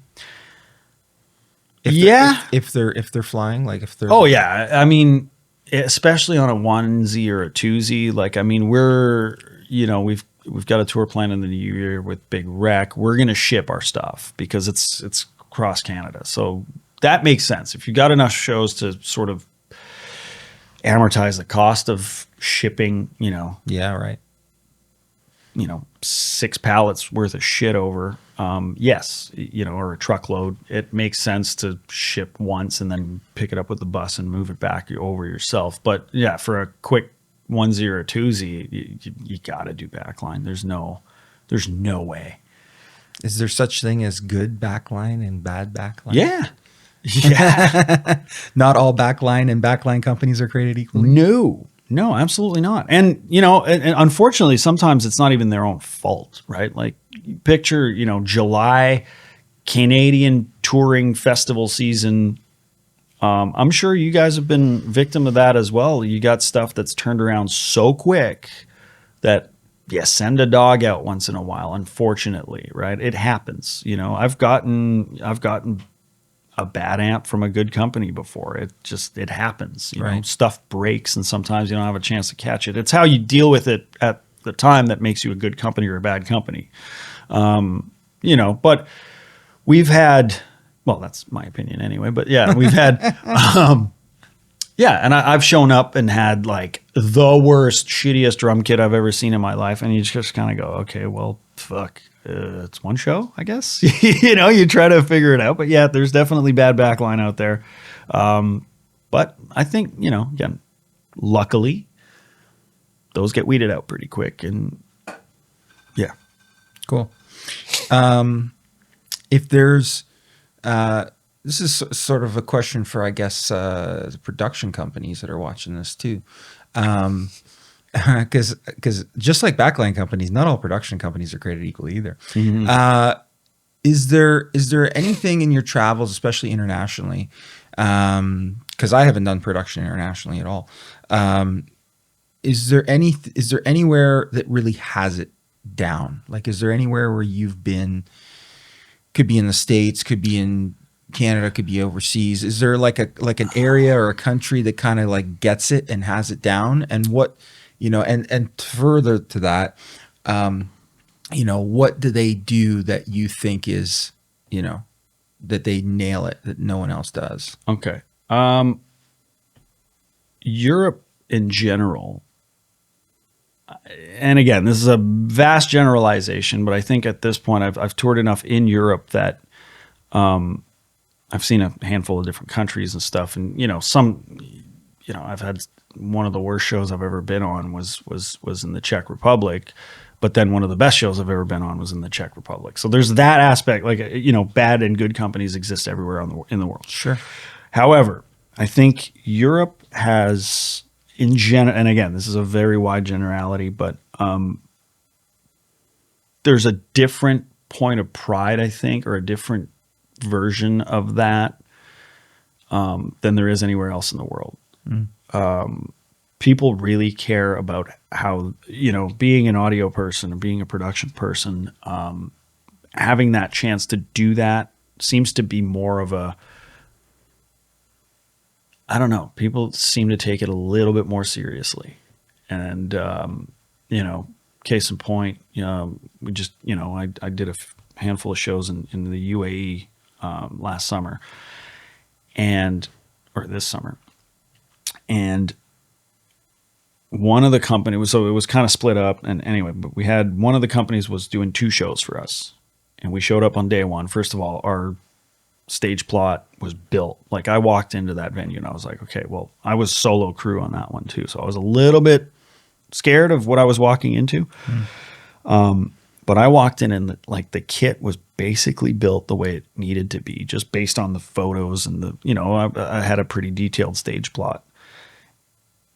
The measurements were all bang on. They had exactly what we asked for. And once the drummer came in and tweaked his stuff or whatever, I didn't ask anybody to do this.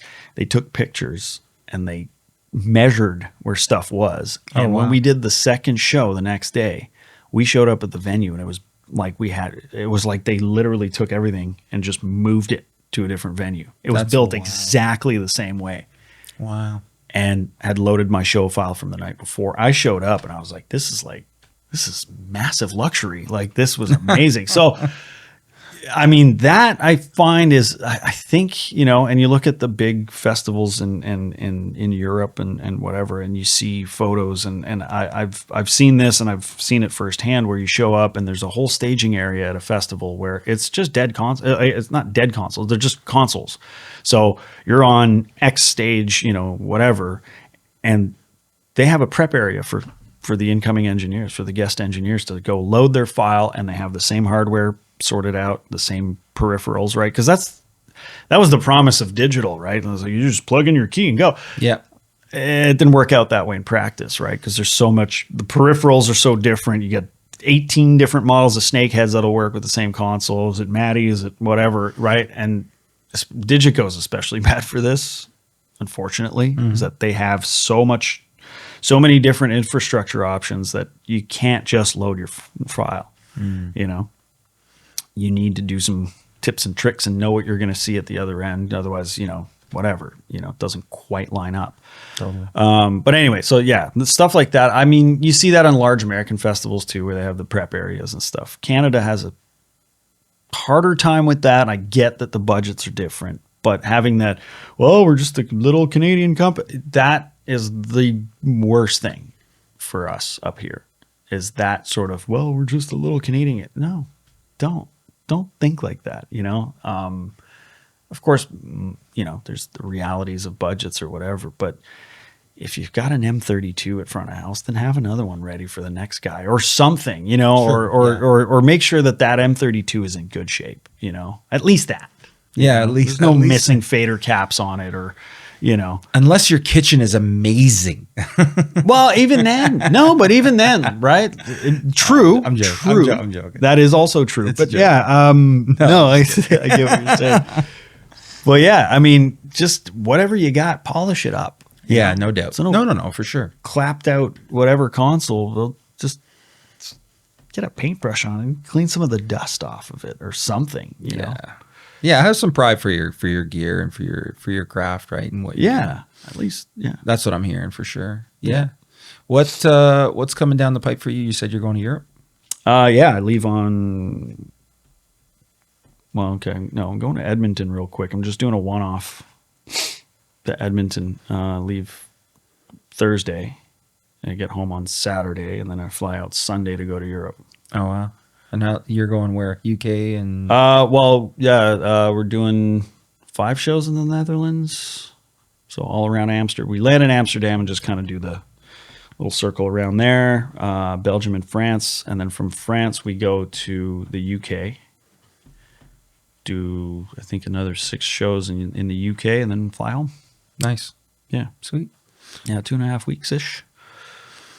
So there you go. It's gonna be fun. Yeah, man. Yeah. Well, thanks for taking the time to drive to London to do the show, well, thank you for having me. This was fun. Yeah. Yeah. It was fun. No It was shit. awesome. Right on. Everybody, Ryan here from Music City Live. Thank you so much for watching. We'll see you on the next episode. Take care, everybody. Thank you for watching Music City Live. If you liked this episode, like the video. And for more clips and episodes, subscribe to the channel. Feel free to join the conversation by commenting below and visit us at musiccityliveshow.com.